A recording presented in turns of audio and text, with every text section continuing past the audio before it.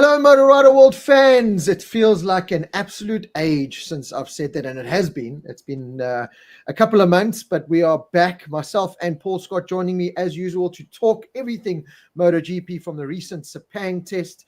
Paul, been a very long time, but it's time to put the lawnmower away, stop washing the dishes, stop watering the garden, because now we've got better things to do almost on a Sunday. It's still testing now, but almost our Sundays are back. Well, Rob, most certainly. Welcome to everyone who's tuned in, and nice to chat to you again. It was an endless break, lots happening. So at least there were things going on and reading and seeing who's doing what. Obviously, the drama with KTM as that's unfolded or unfolded. I'm not too sure how we're going to unpack that. But really good to be back. And, now we're in the swing of it. So we've had our 3 days of testing. We've got a test this coming week, and then I think a 2-week break, and off we go. The last day of February 28th is the start of the first MotoGP weekend. So it seems to have been forever, but now that it's here, Rob, I think it's just gonna roll. 22 races throughout the year. That means that for half the year, every weekend we're going to be watching MotoGP. I mean, how awesome is that going to be, eh? Yeah, I can't wait. It's hyped up to be one of the best seasons ever. I know we said that last year and the year before, but this really is. There's so many factors which we're going to talk about tonight. Yvonne Pretorius, evening, Robin Paul. So excited to finally be talking MotoGP again. As usual, I'm extremely early. She was in here about 2 hours ago and busy doing ironing, so joined early. So as I don't forget, Yvonne, always an absolute pleasure to have you. Mike Teal. Good evening, Rob. Excitement too great for grandson Liam Townsend. He forced me to greet early. Was not really difficult. Laugh out loud. Waiting to hear your input as usual. Warwick Evans, Yvonne Pretorius, El Camino, Philip Lunsford, Martin Ulrich, Brett Lawson, Gary Granger, Chris. My mate Gary. Gary Granger. Chris Stylio. I know I've said that wrong. Sorry, Chris. Francois Retief, Ziggy Zimmerman, Mart van Jaarsveld, Colin Kane, Trevor Dalglish, Rian Petit, Charmaine Fulyoun. Hello, Shams and Tucker. So everyone's in. Martin, look, what's the news in Yamaha? Will they be competitive? Martin, we are going to literally go through the list of the final overall standings after the 3-day testing at Sepang, and we're going to pull apart every single rider, manufacturer, and we're literally just going to just talk MotoGP. There's going to be a lot to talk about. A lot has happened in those 3 days of testing, and of course the likes of Yamaha with the shakedown test involved, as well with the rookies. There really is a lot to talk about. So sit back, get a nice cup of coffee, tea, Coke. I know in South Africa, probably an Amstel or something like that. Make yourselves nice and comfortable. MotoGP World issue 50 is now live. So if you get like your monthly motorcycle fix, click on the link and read the digital issue of MotoGP World for free. And it's got a full rundown of the MotoGP testing as well, along with some other really nice bits. Daniela Kirby from Beam Productions, the greatest content creation company in the entire world, has joined us. Debbie Aitken-Smith brand. Hi, Rob and Paul. Looking forward to the new season. So let's jump straight into it, Paul, because I don't want to waste any time. We've got a lot to talk about. As you said, we'll touch upon quickly before we really dive into it. There was a lot that happened even leading up to the Sepang test. We knew Martin was going to Aprilia. That's come out that he's running the number 1 and everything and blah, blah, blah. But the biggest talking point was this big dark cloud cast over KTM and what was going to happen there. I didn't get too involved with everything. I've got a lot of good contacts inside KTM besides Brad and a couple of his technicians. Got a couple of mates that work quite high up at KTM, but just felt like it wasn't that bear to poke. So I kind of just looked what was being put outside there and listening to a couple of the little resources that I had, and it wasn't painting a great picture, but great to see that the racing side of KTM was confirmed. They're definitely going racing 2025. The money's been paid up. It's funded for the year with investors. They're ready to go racing. Development's going to be strong from what I hear from Pit Byron, Akiayo, and Brad and the riders. So I think that was the first hurdle that, I was kind of looking at this first podcast we were going to do for the year going, what kind of conversation are we going to have around KTM? But in terms of the team going racing and our Superman, Brad Binder, going racing, at least that's been finalized. Yeah, absolutely. I know specifically probably mid-December, there were so many, I'm going to call them fake Mm, MotoGP websites. Obviously, the website's not fake, but the news coming in, mm, to me, it was garbage because there were so many contradictions coming in. So, me personally, I look at Bike Sport News mm, and Crash.net, mm, besides going on the MotoGP website, which to me is rubbish. They yes. don't have any serious content, I don't believe. They just cover the actual Mm, facts of racing. So Crash.net and Bike Sport News, they've got journalists involved, and Peter Clifford and guys like that who are journalists, but they're involved in MotoGP, and they come back. So anything I read from them, I trusted as a source. And there were times when they were saying, look, we're not sure what's happening with KTM. But then towards, I think it was kind of the middle of December, going towards the end of the year, they said the I'm going to call them the winding up committee or whoever they were who were looking at what was going on with the KTM story have said we are going racing. That is, as you mentioned, that's been set aside. The financials going forward, what they're going to do with the people who owe money, that's another issue. But they were quite confident that racing was going to happen. Pit Byres come out and said it. They are 100% committed. So I think there was a little bit of a worry that were they going to run, for example, 6 races and then pull the plug? mm, But mm, it doesn't seem like that's the thing. The one thing that did worry me was Pedro Acosta's manager straight away went to yeah. Ducati to Mm, organize for him. And if the KTM plug had been pulled, I think he would have been the only rider that would have been guaranteed to be on the grid for this year. But thank heavens that seems to be set aside. It mm, seems like they're all very positive. And this comes from someone who's spent time with Brad in the last week or so, or 2 weeks, and he's very positive. The team's very positive. So I think we can kind of put that story aside for now. And they're going to focus on the championship. And I think it's all hands on deck, and let's see where it goes from here. absolutely. Daryl Bryson III, thank you for joining us. Anton Smith, Georgie Haji Lafilo, Stephen Colcoxy, Sean and Ronnie Good, all the way from somewhere here in the UK. I don't know if it's Liverpool or somewhere. Got that nice thick accent that I love to hear, but always keen supporters, good friends of Clint Portgito, which is of course a good friend of ours as well. Van Erasmus, evening all visiting in and listening from Isle of Man. Good to be back. Dennis Gola as Denise, I think it is Denise Gola. Has it got an E at the end? Yes, it does have an E in there. Denise. Gola. I've made this mistake 160 million times. But it's my eyes, Paul. It's my eyes are just are straining these days. Chris Williams, in South Africa, Rob, just changing so they make these special things called glasses. Yeah, but you can wear them, eh? Do you see the Hulk wearing glasses? Come now. Norfolk. Born and Roddy Good from Norfolk. Love that part of the world. Got a good dealer there for Zero Motorcycles, actually. So, Paul, let's climb into it then. These are the overall results after the 3 days of testing and the shakedown. So these are the fastest times as each rider and manufacturer posted them. Let's talk about Jacques Claessen's, Laura van der Westhuizen also joining us. Alex Marquez, surprised to top the timesheets, although shouldn't be. He's had great success at Sepang before. A track that he really likes, listening and hearing his comments and reading his comments after the test. He's on the GP24 machine from last year, which he says feels more like the GP22 Ducati, which he really liked. The 23, there were a couple of niggles. Certainly, we saw with Marco Bezzecchi as well. There was a little bit of a difference between the 22 and the 23 that some riders enjoyed and some didn't. And Alex Marquez, posting the fastest time, looked really good throughout the whole test, to be honest. Wasn't throwing the bike down the road, doing everything right. His sprint simulation was phenomenal. If they went racing that weekend, he would have been a firm favorite.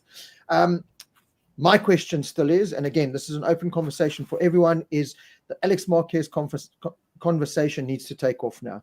He hasn't done enough. He's been in a team. He's been with a team now this is his third season. His brothers proven that team and that bike can win. Enea Bastianini did. DJ Antonio did. So Alex Marquez, he did. He's won the sprint race and he's been competitive now and then. But I need to see a bit more Alex Marquez consistently, a bit more belief, a bit more of this kind of thing. And could this be the year? I don't know. But, he's got to make things happen now, because it's getting to the point now where you're taking up a really good spot. The Cressini Ducati is no longer just throw the weaker Ducati guys there. It's a really good team. They've proven it, and it's time to prove his worth in MotoGP. Well, Rob, we've discussed this many times last year, saying, he needs to prove his worth. Yeah, he's a worthy rider. There's no doubt he's capable, but he's very inconsistent. And there are quite a few riders on the grid that are equally inconsistent. Possibly, and you highlighted it many times last year, he was in the shadow of his brother. Now, that's a massive shadow to be under. I always said I don't think he worries about it. I think in my mind, he just knew Marc was going to drill him. Now he's stepped up again. Now he's the boss of the team. He's the number one rider. And maybe this is the confidence that he needs. I was surprised, but not surprised that he was fastest. We know that GP24 from last year is the bike to have. And maybe, I think it was 2023, the new Ducati, it took them 3 or 4 versus the 22. Took them 3 or 4 races to get that bike sorted. They got it sorted, then it was a weapon. Possibly we got the same scenario, and we know when we talk about Bagnaia and Marquez, they've got stuff they need to sort out when they homologate, which has been their priority. So maybe putting in a fast lap time, just a little bit less of a priority. But Alex, going back to him, certainly he was consistent. He was always in the top 3 or 4 from the get-go. I think maybe having Marc out of the team, he's back to feeling, okay, now I can take control again. Maybe that's what he needs, but I agree with you 100%. He better deliver. And by delivering, he needs at least a sprint win and at least a minimum of 1 Sunday win to keep that seat. So, and he's showing that he's got the pace. There's no doubt. So let's see how it goes. One thing I find with Alex, when he's under pressure, he does seem to buckle a little bit. So, this year's going to be the testing ground for him. And I agree. I do think as much as he's ensconced in that team, if he doesn't deliver, and if Aldeguer has a reasonably good year, as the rookie, then Alex is going to be under big pressure. So, but he certainly started off with the right mindset and the right speed to show that he's got what it takes. He's lucky in the way that he's got the 2 world championships behind his name. He's got the Marquez name. He's got the Australia Galicia money for a team like Cressini. That's invaluable. He's fast enough when he wants to be. It's just, as I said, it's time to deliver. Robert Mackey kind of touches upon the exact point you made, Paul, which is a very good one. I can see him starting the season well until the GP25s get dialed in. Again, you break down the testing and you look at that brilliant time, 56.4. I saw someone comment on one of our posts and saying, and I remembered it a couple of 3-4 years ago when the guys popped into the high 58s. We were like, jeez. Oh my God. I think it was Lorenzo or someone had stepped into the 58s and you thought that this is video game territory. 56.4 is just ridiculous. So, but again, it's that same argument as you could almost see with Brad Binder at the beginning, KTM at the beginning of last year, where they hit Qatar running and they were fine. But was it a case of the others getting dialed in? If you've already got the other guys we're going to talk about after this, Peco, Bagnaia, Quartararo, Morbidelli already kind of on your tail, and there's more to come from those machines, you do kind of look at it and go, yeah, well done, Alex Marquez, but it's not as clear and simple as it looks on the black and white paper and the sprint simulation as it was played out in Sepang. Yeah, absolutely. So, he's got to give it every single weekend, which we've discussed with my mate, Broken Collarbone, De Gianantonio. We always said, and he kind of proved you wrong for a while, that he didn't do it as a one-off. He got more and more consistent, more belief, more he belongs. He's got the speed. Alex needs to now stop saying, well, I'm Marc Marquez's brother, and I'm okay this weekend, but so what? Next week, Australia Galicia will throw another million at them and they'll be happy. He now needs to, consistently top 5 or 6. So let's see, he must now, the proof must be in the pudding. Absolutely. Sean and Roddy Good, did Alex sign a 1 or 2 year? I'm not too sure if someone... I think this is a 1-year deal. Yeah, there's a couple of riders, especially with MotoGP going the new way it's going. I think the KTM story has raised a lot of eyebrows, put a spotlight and a microscope on a lot of teams. I think a lot of teams will be analyzing their status and their budget a lot more. I don't think maybe the Yamahas and the Hondas as much, but certainly the Aprilias. KTM was this massive force, and now they're there. We need to relook at our things, and I think you might see a little bit of dying down, and riders like Alex Marquez, who have got money, could become more more of a thing. We saw it in World Superbikes, World Supersport. It's still to this day, you got to bring money and sponsors. So I think MotoGP is going to go through this transition with a new, a Liberty Group coming in, the new rules coming in 2027.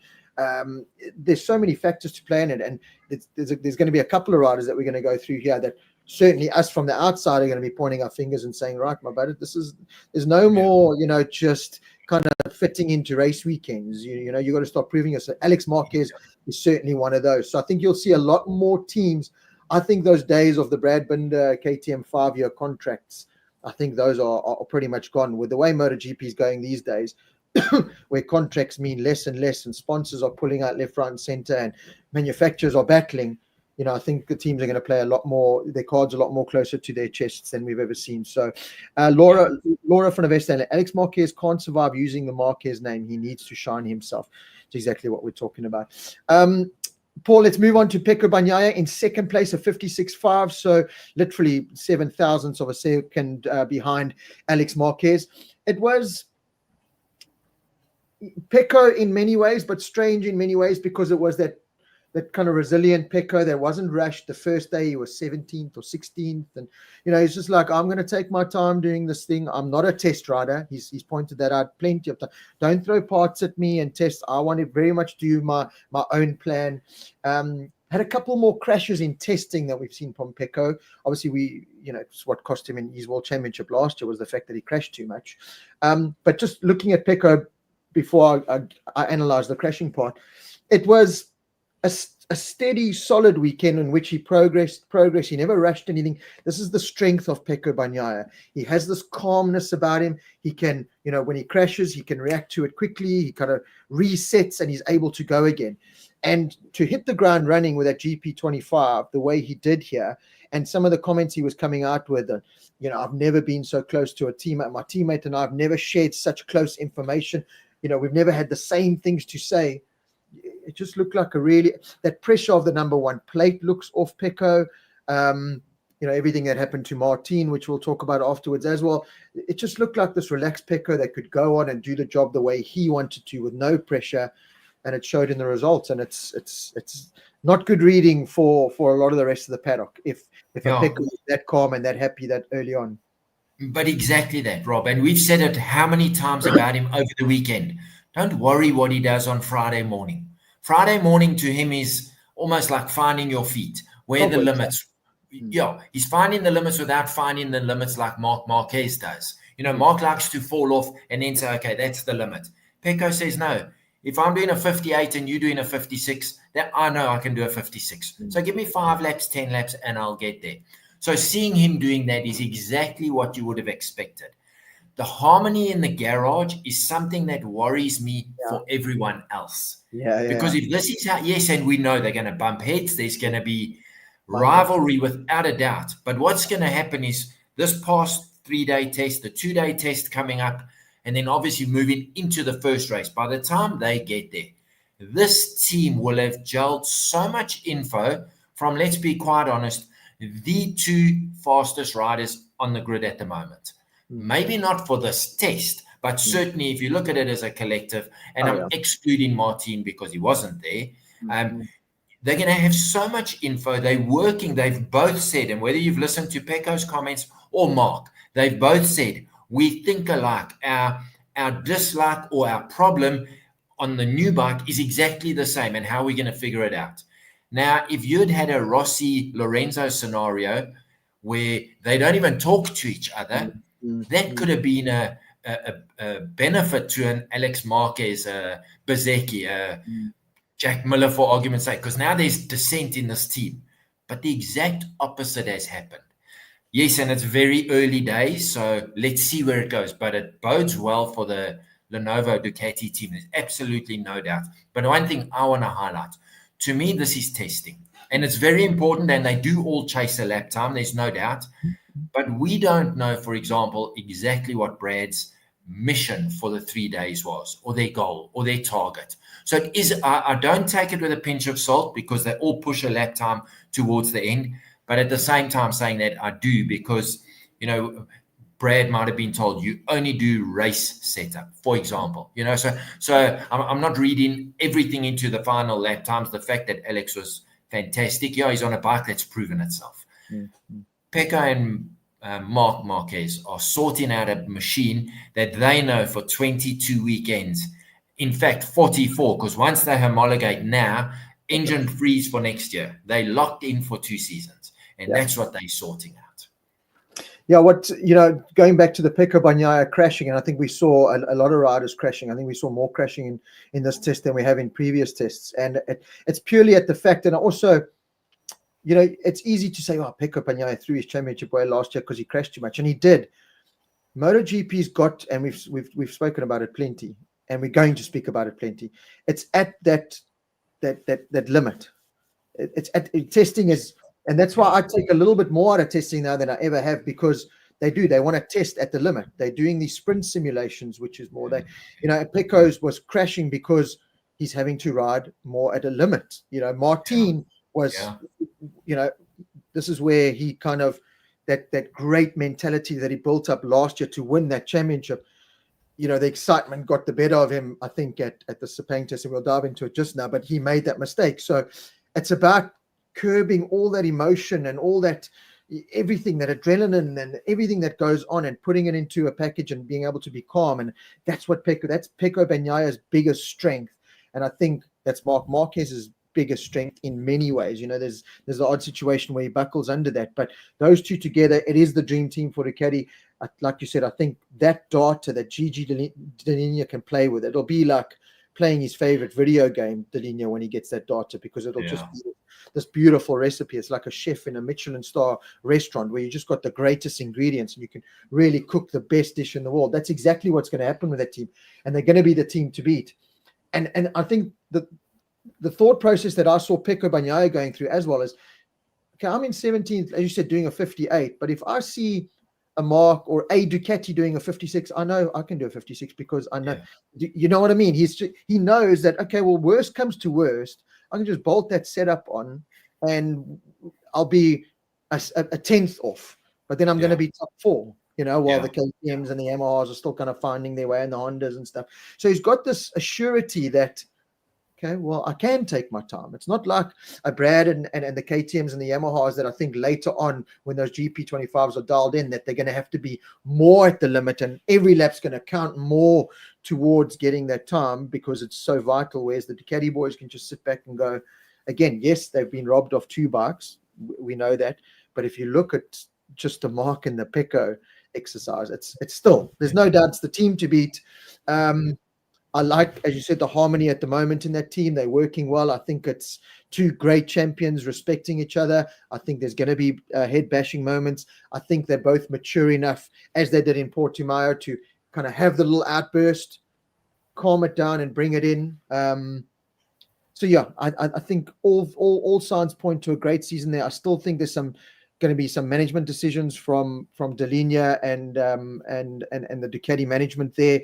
In some situations, at some point, it's going to get down to Peco versus Marc, and how do we handle that? You know, we've destroyed everyone else. Now, how do we handle the situation? You know, but having said that, I think they handled themselves perfectly at the end of last year. I was talking to another mate that I've just met here in the UK, another biking enthusiast. He came and got something from me the other night, and we ended up sitting outside in -2 degrees, just talking MotoGP.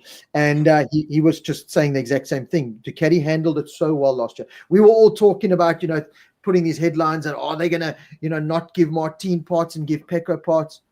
Every part that was made available to Peco was made available to Martin. If there wasn't enough, none of them got. It was a fair fight. So if they can do that again this year, I respect them for that, and I think it's going to be great. But yeah, it's definitely going to be the Bagnaia and Marquez battle for that number 1 plate. Yeah, and it's certainly looking that way, and we know it. Going back to the GP24 with Alex on the bike, You know, it won 19 races. The Ducatis won 19 out of 20. So without a doubt, no one's going to dispute it's definitely the bike to be on. But when you've got these two guys working in harmony for the time being, it's just making it such a force to be reckoned with. You know, different story if you've got, and let's use Brad and Pedro as an example, working in harmony, everything's going lacquer. They're still struggling 6th and 14th or whatever on the grid. They're not up there. Where here you've got two of the fastest consistently in the top 4 or 5, which, you know, for a testing, I'm going to call it weekend. I know it wasn't the weekend, but that's exactly what they would have said. Listen, guys, we need to be near the top and we'll take it from there. Yep. Just behind them, probably certainly one of the biggest positives was Fabio Quartararo in third place there. Now, I know they had the advantage of the extra track time in the shakedown test. You still got to do the lap time. You still got to do the lap time. And Fabio Quartararo looked happy. He looked back to that old, smooth yet aggressive riding style of his on the bike. He wasn't hitting screens and putting his hands up. He looked like he was there to work.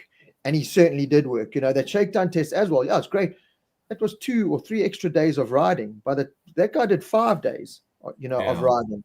Every single day, the same way. I don't even know how many laps that he ended up doing. But he put in the work, which I was very impressed with, because last year I got a sense that, not that he didn't want to put in the work, but he was like, oh, well, we're going to fail anyway, so I might as well just ride around. This time he's like, he felt buoyed, whether they had a good meeting and something was presented to him, or he just felt good with the bike straight away. And right up there in third place, 56.7. Again, I think it's, as you said, we've got to just kind of relax, and we can't put these headlines that Yamaha are back and Quartararo is going to be a title contender, as Tardozzi and them were saying, they're going to be our biggest rival. I think some tracks, I want to see how they go to this next test now. I want to see how they rock up at the first race. I want to see, as you've said, a lot of times, how do these riders, teams, manufacturers, when things aren't going right, how do you adjust? And that's, again, where we've highlighted that Peco, Bagnaia, and factory Ducati have been so good. They've been able to reset and adapt and sort out those situations. So, yes, brilliant, Fabio Quartararo. Great to see a Yamaha up there. Sooner than I thought, to be honest. I didn't think even with the extra track time, I didn't think, as I said, it's still a fast lap time. A 56.7 is a ridiculously fast lap time. And it's good to see a happy Fabio Quartararo. And I think that camp's looking certainly a lot better than last year, where they found 0.8 of a second from last year's test. Yeah. That is huge, especially if you start breaking down everyone else who made marginal little, and we'll get to the KTMs, you kind of like, that is a huge step for Yamaha. Well, Rob, I've been saying it to the guys I chat to about MotoGP. I said, for some reason, I think Yamaha are going to make the biggest step this year. Okay. And it seems like already they've done that. They're putting in so much effort. We know they're developing a V4. They just seem that I'm going to say probably from June last year, they just look like the whole, and listening to, I don't know if anyone else watched it. Today they showed on DSTV that pre-launch thing in Malaysia. I don't know if you saw that. Yes. And speaking to the Yamaha Oku was on the, they had all the team managers, and he was saying, we're working more in harmony between Europe and Japan. Now, Rob, this is kind of exactly what we've said. Honda need to catch a wake up. Yamaha needed to catch a wake up. I'm confident Yamaha are going to be in the mix. Is it going to be 3 Yamahas or 4 Yamahas? I don't believe that. I honestly don't. Going to the satellite Yamaha team, I was very impressed with their 2 riders, which I know we're going to talk about. But to me, Quartararo, 0.8 of a second, Rob, exactly what you say. Everyone else is finding 1 or 2 tenths, and some of them didn't even improve. They found, so call it a second. A second is massive. And Quartararo, he made the laps look easy. I mean, if you saw him pulling big Toprak, Razgatli, Oglu, stoppies into the pits, that's the sign of an Oak who's happy on his bike. When you're unhappy, you just want to park the thing and get away from it. That certainly wasn't what we saw. So I think it bodes very well. And I know it's testing. I hope it's not because he had 3 extra days on the bike. He said it's not that. That definitely benefited him. But that's their concession.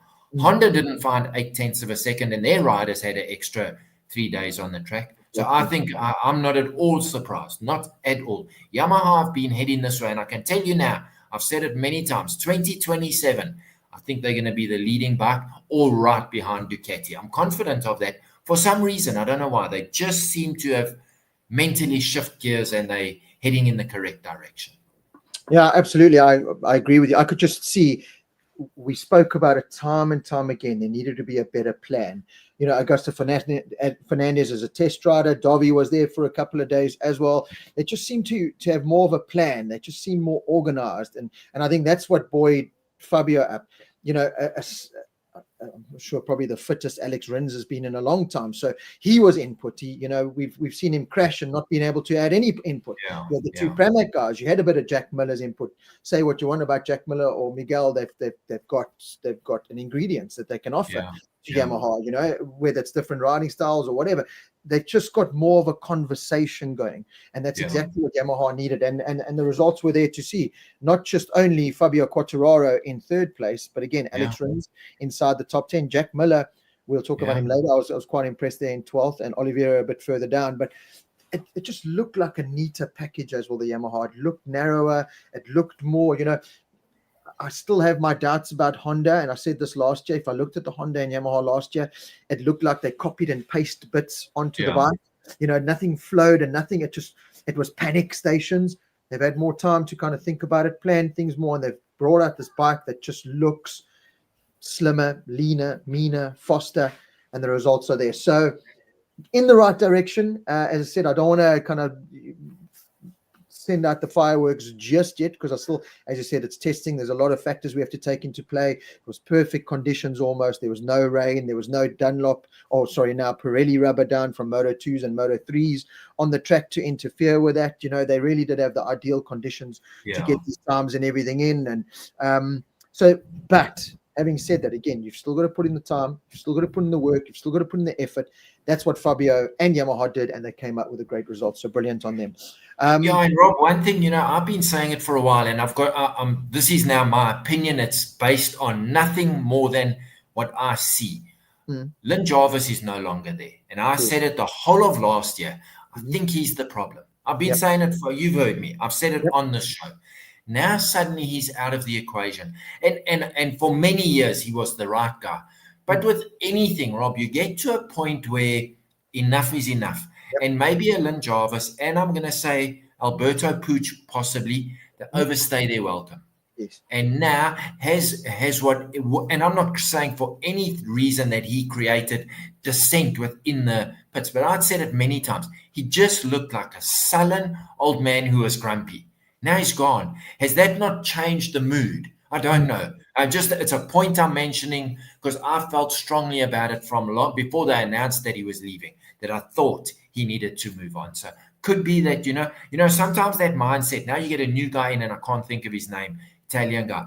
He just seemed so, chatting today on TV, seemed so positive. So yeah, we've got this. We know where we're going. And he was the one who said, we're working in harmony. That was his word with the Japanese. So yeah, possibly. Let's see how that goes. Yeah, they comment from Chris D. Hope Max Bartolini can make the difference at Yamaha. Need more bikes fighting. Yeah, as you said, I just think that different mindset, that different switch. We see it with everything in life. We see it in all sports, in all personal managements. Marc Marquez made the big decision with Alzamora. Sometimes you just need that breath of fresh air, and this could be it for Yamaha. And let's hope it happens. We've said all along we want to see Fabio up there fighting. Fabio. Yes, he committed, and you could say what he likes. I want to give Yamaha. You gave Yamaha another go because they threw a massive checkbook at you. 100%. But you know what? He stayed and he's putting in the work. That's all I want to see. Last year I just saw. I don't want to say they weren't putting in the work, but the likes of Mir, Quartararo, they just seem to be going through the motions on race weekends. Like, and I know it's only the first test of the season, and it's hard to keep that kind of energy going through, like you said, what's a long season, 44-something races, 20-something race weekends, and. But it's a good start. It's a great way to start. So let's hope that can happen and continue for Yamaha. Let's Just wanted to catch on the comments. Yeah, okay, we'll catch up with that now. In fourth place, Franco Morbidelli, also good, solid test. I felt. You think, cast your mind back to this time last year, he wasn't even at the test because he had the big Portimao crash. So this is exactly what Franco needed. He just needed a good test in the bag, in his pocket, laps on the bike, consistent laps on the bike, fast laps on the bike, in an environment where if there was any environment Franco Morbidelli was going to be loved and thrive at, it's the VR46 team. He's in there now. And again, same as Alex Marquez on the tried and tested setup and bike from last year. So all things were pointing in the right direction for him. But good to see Frankie Morbidelli up there. I think he led day 2 of the test. You know, again, not lots of crash. I don't think he crashed at all, to be honest.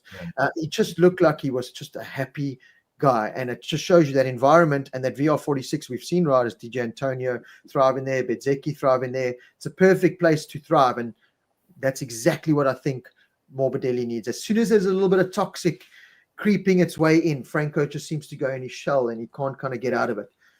This is the perfect environment for him to shine. Yeah, absolutely. And he's somebody who needs to prove a point as well. We've discussed it. One fantastic year on the Yamaha and not much else to write home about, to be quite honest, in MotoGP.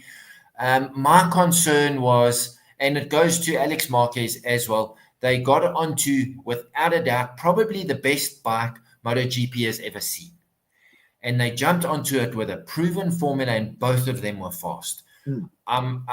It's definitely played into their hands to keep that going for the year. Time is going to tell. And just like we discussed with Alex Marquez, Frankie Morbidelli, as much as he's in a very similar environment to Alex Marquez. There's going to be, you know, when the green flag stops, the BS, you know, when the green flag drops, the BS stops. They're going to have to deliver week after week after week. So let's see how it goes, but certainly well done to him. And as you say, first on day 2, looked good, didn't have any crashes. So, yeah, it bodes well for him. And I hope it's the season that he deserves to have. Absolutely. Mohammed, we'll get talking about Martin towards the end. Just want to get through the actual rider list that were there. Jacques, we'll talk about KTM as well in a minute when we get to their riders. Gareth HB, are Yamaha going to run the V4 in the beginning races? Paul, from what I can tell, they're not going to be running a V4 anytime soon. Am I getting? There is talk that they might run it from halfway through the year. How they're going to get around the homologation issues, I'm not too sure. I think maybe because of their concessions, but certainly, or maybe they're going to run it as a wild card. So it might be excluded from any results. We'll have to see, but I don't think we'll see it on the racetrack anytime before kind of probably July. Yes. If at all. And I think they don't want to disrupt the apple cart now when you've got something good going on. I think keep that testing in the background with a Dobby and Augusto Fernandez or whoever, and just let this kind of good run and this good feeling and good motion and good energy just take its course. In 5th place overall in the test with a 57.042, Marc Marquez, the Red Power Ranger. I'm still trying to. I still have to blink twice when I see Marc Marquez in full factory Ducati colors, to be honest, because it's just, it's going to not take getting some. He's going to take some getting used to, but it was a great sight in many ways. You could see how excited he was. He was like a kid in a candy store. This is what he's been waiting for. This is what he sacrificed the whole of last year for, salary wise, everything wise. Went to Grassini, the satellite team, and now he finds himself in the factory team. He's worked hard to get it after everything that's happened. Great. I do want to just make a point that this is how the world, how funny the game is, no Monster Energy on his helmet, which is great. Red Bull, long time standing. I don't want to, but this giant Monster Energy sticker on the belly pan, this giant Monster Energy logo on his leathers, this giant Monster Energy logo on his cap. It's just like, well, it's pretty obvious. But anyway, that was one of the big questions heading into the year. We were like, what's going to happen? We know what's happened there. But again, a weekend of straight away, when on that first day, when Mark came out with those comments like, this bike just felt so good. I'm just in love with this. I was just like, oh God, Jesus, is he playing? Is it really, or is he just trying to really get everyone riled up and scared? Because when Marc Marquez says something like that, you take notice. But again, just a steady, solid weekend. We've got to remember that Peco and Marc were very much trying things. Doing those lap times, finishing in the top 5, trying things, developing things, getting comfortable. That's the scary thought. But a couple of crashes for Marc Marquez, not big ones, but I think you're always going to have those Marc Marquez pushing the limit type of crashes. But sprint race simulation, ridiculously fast, 57.9 or 57.8. Only Alex Marquez, really, he was 2 or 3 tenths faster than Peco Bagnaia's sprint simulation. Chris D beat Peco in the sprint simulation. His best chance of another title, Sean and Roddy Good. So, yeah, Paul, I was very impressed. And I see you've taken your Honda Marc Marquez poster or something down behind you there. I mean, how are you feeling now with your boy on a bright red Ducati? Yeah, listen, Rob, my heart says he's going to hammer them this year. My head says don't underestimate one Peco Bagnaia. Yeah. That can be your downfall. Listen, against Peco for this whole season, he made way too many mistakes last year. And he was under pressure from Jorge Martin. He's going to be under pressure this year from arguably the best rider of the last 10 years. It's a different thing altogether. The fact that they're the same team, so he now will never have that little bit of doubt whether his bike is better or not. And we know that the satellite Pramac Ducati last year was an equal bike. But now he can have absolutely no doubt. So I don't think it's cut and dried. I honestly don't. I do believe Marc, it's without a doubt his best shot to get a 7th MotoGP world title. There's no doubt. But anybody who underestimates Bagnaia, do so at your peril, because we've seen it time and again. He just knows how to deal with everything they throw at him. And even last year, when he had way too many crashes, he didn't let it get him down. So I think Marc is going to be a handful. I think everyone else has got big problems. What I like with Marc, and we saw it on day 1, I think it was lap 12 or lap 13. Stuck in his fastest lap. And that's what Marc brings to the party. Peco takes his time. Marc, by lap 10 or 12, he's found his limit. Now he's going to tinker. He'll maybe improve by 1 or 2 tenths, or he'll do what we've said Bagnaia can do. See that Bagnaia's put in a 56 and he's on a 56.3. He'll say, well, I can do that. So it's going to be very interesting. I think these two guys together are going to just move MotoGP another 3 steps forward. I honestly believe that, because Marc's drive and will to win is probably the best in the paddock, and Peco's equal. So it's going to be fantastic. And yeah, I'm looking very forward to it. All my Marc Marquez stuff is very close at hand. Make no mistake. And I think it's a gentleman with the surname of Martin who always riles him when I wear my hat. But if you're tuning in tonight, the hat is right here. So I look forward to it, but it's going to be good. I think it's going to be very intense. I really do. I think the rivalry is going to be more intense than Martin and Bagnaia. I think so, because I think Marc on equal equipment. We know he was at a disadvantage last year. This year, Marc's got no excuses, and Peco's going to have to deal with that. Well, that's the thing. You've got 2 riders with no excuses.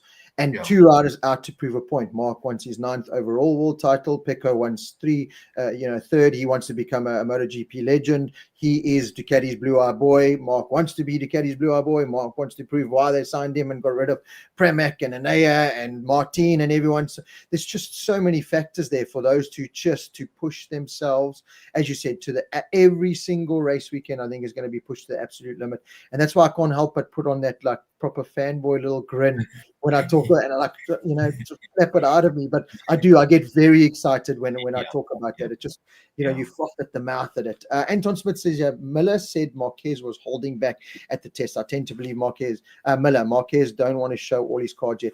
Anton, there's a bit of me that believes that, and there's a bit of me where Marc actually came out and said, he put fresh tires on and then he went and had that little spill, and it kind of routined his rhythm and momentum a bit. Again, I think Marc sat back and went, well, I don't have to be fastest at this test. I know I can do it. I feel that I can go faster than Alex even. Because you saw Marc come out pulling a zap at his brother. Marc was comfortable. If we went racing tomorrow, Marc would be comfortable. He wouldn't, where we get to some of the other riders just now, they're going to say, oh, no, Jesus, we need more testing, please, God. I think Mark Peco to an extent as well, and anyone on a GP24 would say, "Sweet, yeah, let's go race tomorrow." So, yeah, I saw a very happy Mark. I saw a Mark that is just all that pain and suffering that he went through with the injury, with Honda, with everything. I just see a Mark that's now almost at peace, at calm. The retirement stories out of his head, that was in him for such a long time. It was coming from him at every angle. His grandfather, who, he's so close with, watching that documentary saying, "You've got the money, forget about this." That plays on a person, that weighs on your shoulders. I saw a Mark there with nothing on his shoulders. I saw a Mark there going, same with the Peco. As I said, I saw a Peco with that number one, like, it's gone now, it's not mine. And I loved watching. If you haven't watched it yet, watch There Can Only Be One series on the MotoGP. Yeah, I've just watched it. Yeah, I binge watched it the other night. I watched all the episodes. I love those behind the scenes things. And again, I just take my hat off to Martin as well. I think he did everything right. All those little things that we wanted him to correct, he did right. But Peco right at the end went, "This is Peco. This is Martin's day. He's been the champion." He never said, "Yeah, but I crashed and I." Yeah. You know what? 100%. I'm going to come back next year and I'm going to try and do it again. So I loved it. If you haven't watched it, go watch it. It really is brilliant. I only have one big gripe with that, and we'll talk about it a bit later when we get to the rider. But to end off the Marc Marquez conversation, it's fantastic. I'm excited. Gert van der Berg, but how crazy are improvements in MotoGP? Is 1 minute 56. Couple of seasons ago, it was Magic 59s. We've spoken about that. Jason Robert Crooks. This sounds like, I've heard of him. Yeah, this sounds like a stalker. I'm gonna have to block this out. Paul, we know Marc Marquez will be the 2025 world champion. You just got to put some duct tape over the Honda on your cap. That's the problem, Jay. How are we going to get him back on a Honda to win? Love it. I'm excited for that. Can't wait. Behind Marc Marquez, the first of the KTMs, Pedro Acosta. Okay, in sixth place, 157.1. Now, it would be wrong of a top class journalist like myself not to do a bit of research. And I did it while we were talking because I wanted to do it earlier this morning, but kids and life got in the way. Last year, the fastest KTM after the 3 days of testing in Sepang was Brad Binder in seventh, a 157.3. So I pulled, because I looked at, I'm going to be honest here, Paul, because of our ties in many ways with Brad Binder and the ties that I feel I have with that KTM team and everything that's happened, I hung my head after that test and I went, "Oh God, here we go again." When I was reading those things, we tried this way and it never worked. And I just thought, Jesus, all the KTM guys talk about is we tried things. And all the other guys are going, on day one, we tried things. And then it's kind of like you said, like fine tuning, just from the outside. And we're going to, don't worry, don't throw anything at your computer yet. We're going to talk this out.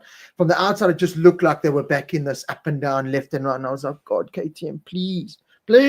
Aki Aya, what are you doing? Anyway, so the Pedro Acosta in sixth place with that lap time, brilliant. He has found a couple of tenths compared to last year. He's the fastest KTM in sixth place. I think there's a lot of positives to take from that. Again, a weekend or 3 days where he wasn't throwing the bike into the scenery, looked like he was working really hard. The whole KTM setup was working really hard. Having said that, there's just that something little still missing from the outside looking in again. And after I'd kind of given myself that 24-hour rule, and I actually read some really good comments, and this is what I love about, sharing the world of MotoGP with the fans that we have. And there was a lot of people that made a lot of sense with a lot of comments to kind of bring the fans like me that were maybe a bit too skeptical and too, high strung about why aren't they in the top five? Why aren't they in the 56s? And it was very much a case of, a lot had happened with everything is they're on the grid. There's definitely a bit more of a plan, and that this is going to be a work in progress. But we've got to remember now there's 4 fully qualified world's best chefs. And now KTM are getting, and these are getting 4 riders giving top notch ingredients in that whole package. So this is only going to get better. It can only get better. And I say that with full confidence. If it doesn't, there's going to be some big head scratching, because if it doesn't get by halfway or by some point in the season, if it doesn't get any better for KTM and they're kind of still singing the same tune they were last year, if I were them, I would just say, let's pack up shop and wait for 2027, because you are not going to get a better chance to make this right and to be that competitive force you wanted to be than with the Pedro Acosta, the Brad Binder, the Enea Bastianini, and the Maverick Vinales. So again, I had to take a step back and go, okay, right. Stop over-analyzing KTM. Stop bashing your head that Brad's in 13th and Pedro's only in 6th and they didn't do 56s. I think the hard part for me, Paul, is, and everyone, is we've been told to be patient. It feels like I've been patient for 2 years. Brad didn't get the win last year, which was very frustrating through no fault of his own, to be honest, because Pedro Acosta didn't win either. Yes, he got more podiums, but it wasn't KTM's story. But it's just like, okay, well, my patience, okay, I'm tired of being patient now. And I almost wanted them to come out in this test and just go bang, which was never going to happen. You know, looking back at it now, it was never going to happen. It was a fanboy dream. But the more I start peeling that orange, the layers of the orange away, excuse the pun, okay, you know what? If they plan this right, and Aki's the right man there, and Brad's the right man, and Pedro's the right man, and they can really get this right, and there's positives to take here. Yeah, Rob, and that's why I'm not a big proponent of digging too deep into the testing. I agree fully with what you say. MotoGP is at this level. You cannot go to a test now and say, well, we'll ride around for 3 days and we'll try one or two things and hope it works. You have to be at the limit, testing, making sure everything is spot on. I just think that we don't know what their test program was. One thing Brad said, and I follow him very closely in all his debriefs, what he says. He said, we got through everything we wanted to do.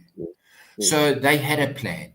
Now, he said, from when they finish testing on Friday or when they test on Wednesday, he said, now's the time we sit down and we're going to analyze what is the best step going forward. So what that says to me is, before they started on Wednesday morning for their first test, Aki obviously sat the 4 of them down and said, okay, this is for Pedro, Brad, Enea, Mav. That's what you're doing. We will sort this out during the day, end of the day, I'm not sure.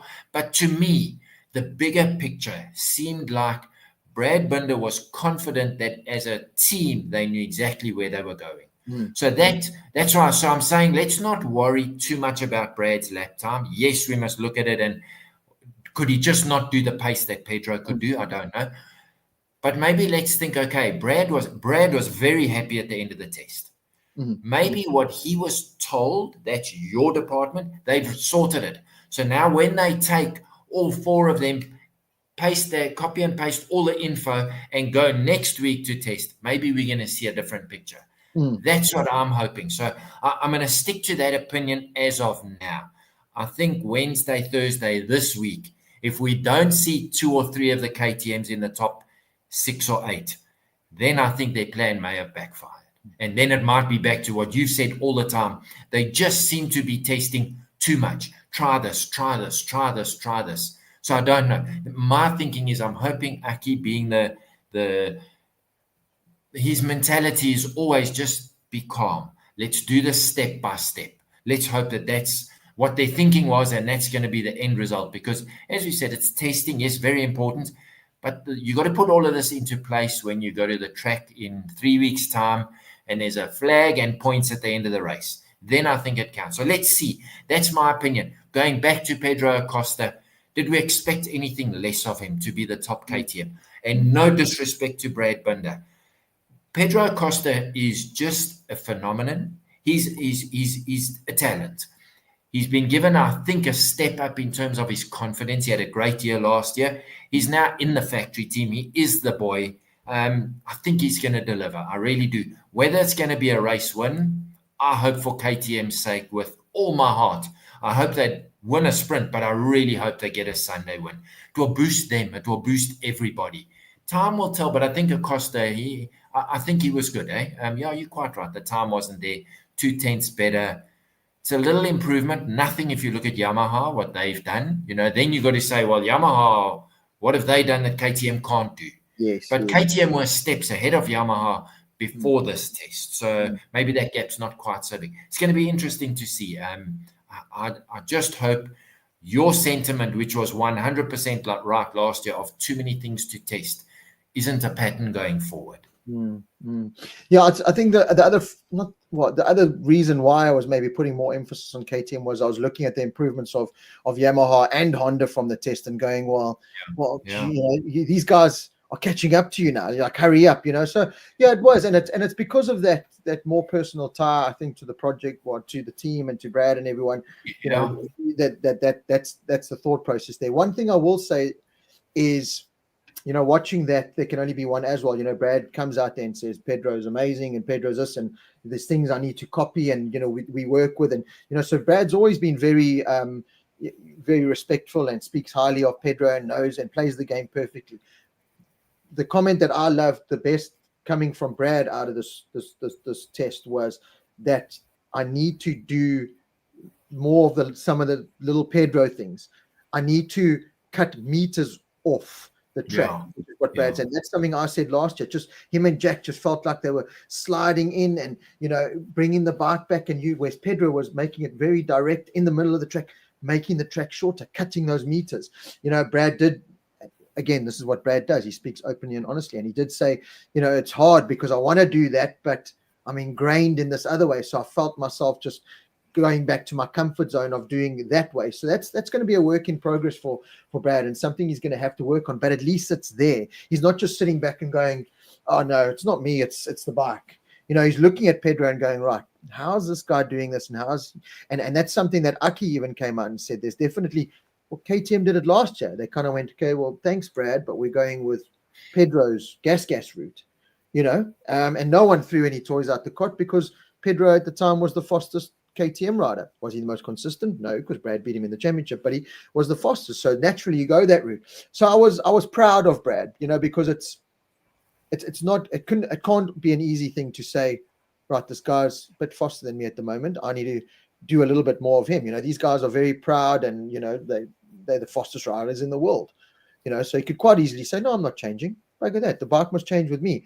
He's got to that point now where he's, okay, let's try and fine tune this. Let me try and change my riding style. Let me try this. So Brad was down in 13th while we're talking about him, 57.6. So again, that was just me pulling it apart and going, well, you went 0.3 faster last year. So again, I don't see progression where I see Honda, Yamaha, Fabio Quartararo 0.8 faster and Brad's point. That's where I kind of got. But again, you bring yourself back and go, right, how much work did they get through? Brad's never really been a fast test rider. He's always been a test rider. He gets through everything. Someone, I don't know if they messaged me or if it was a Facebook comment saying it did seem like Brad was kind of like the guy where they were going, right, try this. So he was definitely getting through a lot more of the test work. If you look at the times that Dan Pedrosa and Paulo Espargaro posted in the shakedown test, Pedro went almost a second faster. Brad went half a second faster. So there was improvements from the test team as well. So positives to pull out, in places. The overall picture, if you're from the outside looking in, the overall picture is not a great painting. And I think that's what scared me the most. But as I said, the more I started peeling away at it and looking at it and what this can potentially come of this, I went, okay, we're going to have to give this the last little bit of patience. As Johnny Martin says, guys, it's testing. It's not the race. It's not a time to trial. It's not for riders to adapt. Day one, Brad and Bez had exactly the same top speed, and they were the fastest of all. So, Johnny, and I completely agree. I think I'm definitely one of those emotional guys that waiting such a long time. And I think everything that happened with KTM, all the talk and not going racing and this, and I just wanted KTM to come out with a bang, if you know what I mean. And it just felt like they didn't initially. Then now that I start diving deeper into it, I look at it and I go, right, okay, let's not judge this book just yet. Let's give it the time. As you said, when the race comes and the checkered flag's there and the points are on the board, that's when it counts. Brad's always been that consistent rider. That MotoGP photo now that they took, excluding Jorge Martin at the front, but Peco, Marc, second, third in the championship. Then Brad, Enea, Brad, Maverick. You got you got your Pedro Acosta, you got your 4 Yeah. KTM riders right there in line. And I looked at that. That also sparked me today. And I still did a Facebook post. I looked at that and I went, hang on, you know what? Look at that. They there. They right there. So there's lots to take from it. And Johnny, I fully agree with you. As Paul, as you've been saying, you've got to find that balance with testing, what to take and what not to, and what to get excited about and what to not stress so much about. Yeah. Just on that Brad Binder point where you mentioned he's now said he needs to copy Pedro Acosta. You know, we're talking about the cream of the crop of motorcycle racers, and every single one of them believes they're better than the guy next to them on the grid, whether they first or last in that grid. So I think that is such a mature comment from Brad. He's not being a defeatist and saying, no, they're so much better than me, I don't know what to do. He's saying, if I learn from him, man, then I'm going to drill him. And to me, I just thought that's a mature comment. Not a case of, oh, we don't know what we're doing, or I'm going to continue doing what works for me. He said, I need to copy that. I just think, you know, maybe he's realized that's what he has to do, or part of it. And to me, that just speaks of Brad Binder. I'm going to learn something different, and it'll make me better, and that means I'm going to beat somebody else. That's the attitude you've got to have. You can't be this, no, man, I beat you in the championship. What can you show me? You know, so I think, personally, I think that was a very mature and a wise thing for Brad to say it. You know, a lot of riders put out that bravo that they're the best, possibly inwardly thinking, yes, if I could do what he does, I'd be better than him. But I know I can't. Where Brad's now said, well, I'll adapt to do what he does. You know, I just think that's at the top draw. You know, saying that, Paul, and there has to be a time, and we've been called out on it a couple of times where, you know, we are in many ways Brad Binder biased and sometimes have the wool pulled over our eyes, you know, because we have this relationship with him, and he's you know, our South African hero, and we all know the story and all of that, and we'll always, no matter what, we'll be behind Brad Binder. But there is this argument from the outside world, and with your Brad Binder fanboy cap off going, we were talking about Alex Marquez and they're proving their worth in MotoGP. In many ways, you could point that finger at Brad Binder. Yes, the consistency has helped in the fact that he's picked up the results, maybe where some others failed, like last year with, you know, Maverick Vinales not really kicking on from Aprilia, and Pedro in his rookie season being that close to Brad. The fact is, he hasn't won a race in a couple of years, and there's more potential there that's not being shown. So, and I deal with it on a weekly basis where people say, yes, Rob, I love watching your channel, but Jesus, sometimes you guys can be very Brad Binder biased. And, you know, that's always going to be the case. It's not going to change. It's the same with Darren Binder. It's the same with Shares. It's the same with Stephen. It's the same with any South African rider, because we know the pain and the suffering they go through to get there. It's not as easy as anywhere else. But at some point, you do have to agree with it and look at this and go, right, you know, if especially with the sensitivity of the KTM story, if they're not going to be on the grid, or if they're going to be on the grid with 2 bikes next year, and Brad's the third, you know, best out of the 4 KTMs this year, you know, you start got to think of these kind of factors and go, you know, if Pedro's going to be winning and Brad hasn't won, and there's work to do for Brad there. And as you said, I'm proud of the fact that he's not just sitting back going, well, I finished where I did in the championship. I was top KTM. I was the first non-Ducati, you know, and all these positive signs. He's looking at the negative signs and going, how can I improve on the negative sides? I haven't won a race, which will, and I know, spending time with Brad in Silverstone, it eats him on a minutely basis, on a secondly basis, every single day. When that guy climbs on his bicycle and rides 45 million hours and 6 million kilometers and does what he does, you know, leaves the wife and his gorgeous pregnant wife at home, and congratulations to them for that as well, with beautiful baby Navy, I think that is the baby girl that they've chosen coming soon. But you know, there's a lot of sacrifice going on here, and they all do it. I'm not just highlighting Brad Binder here. You know, they make a lot of money but there's a lot of sacrifice there. This guy does that, and he bleeds and he sweats and his blood, sweat and tears to win races again.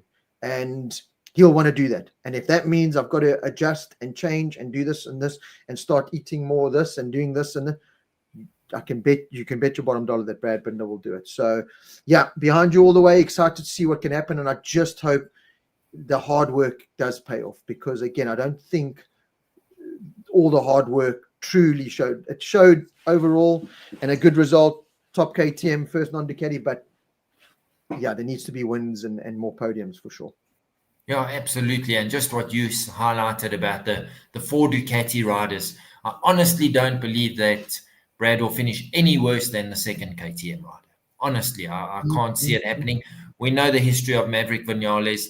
The first time he strings two bad weekends together, that could just be the end of Maverick. We know that. He's very fragile. So it's going to be interesting to see how that plays out.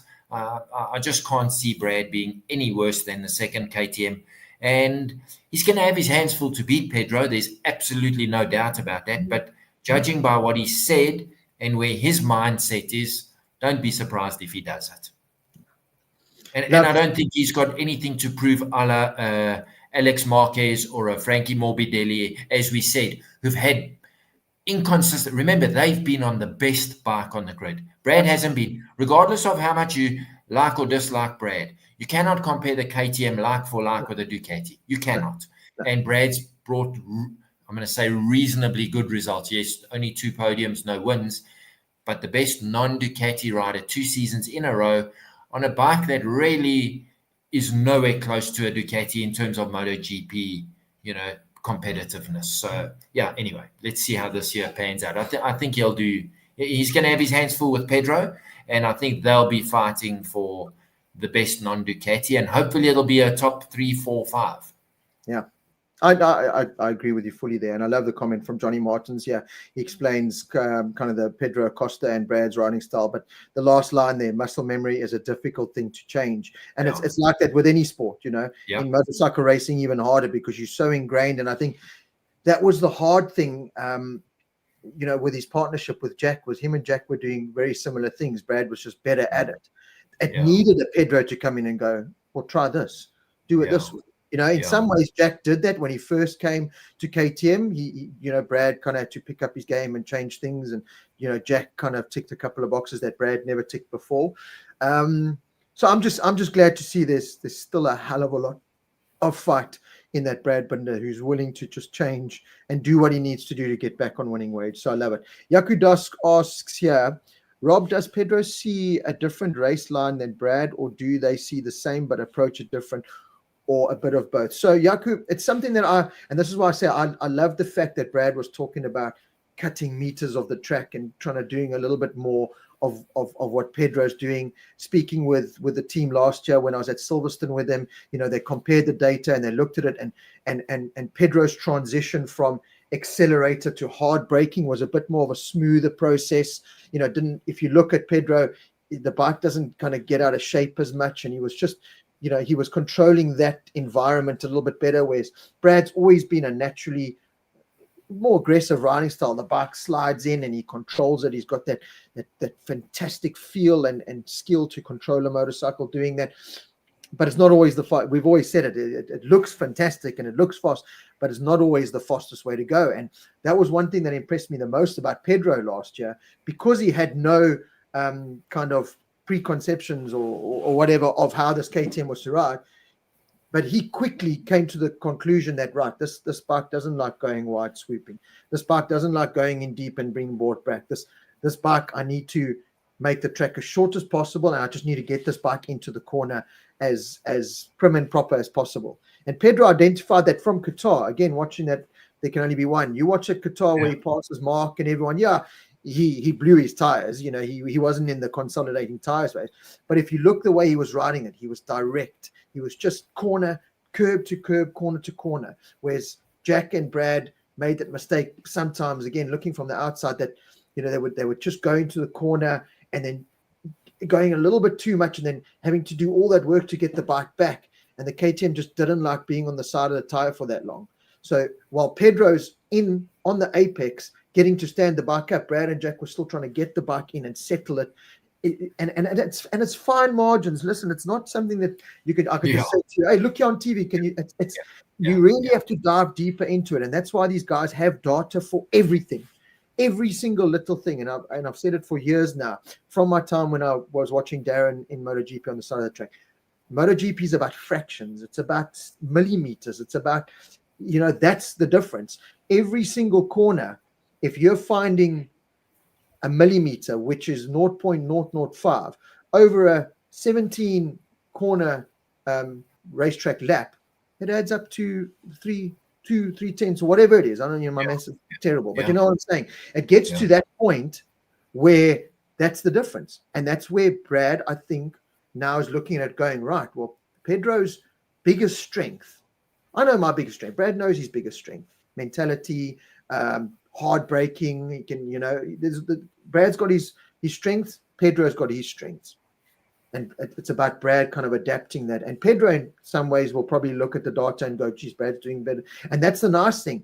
Brad's not, we said it so many times last year, Brad was the benchmark in some ways. And he was picking through Pedro's data, but that was it. At the end of the day, this is a rookie, How much do I really take from this? What can I take from Jack's data? Oh, well, not very much. What can I take from Augusto Fernandez's data? Well, Jesus, nothing at all. Yeah. Now, after this test, Brad's going to the next test. He can sit there, Enea Bastianini, Maverick Vinales. We'll talk about Maverick just now for everything he's worth. There's valuable data to begin, and Pedro Acosta. So for Brad to go through that, Brad's team to go through that, Aki to go through the whole.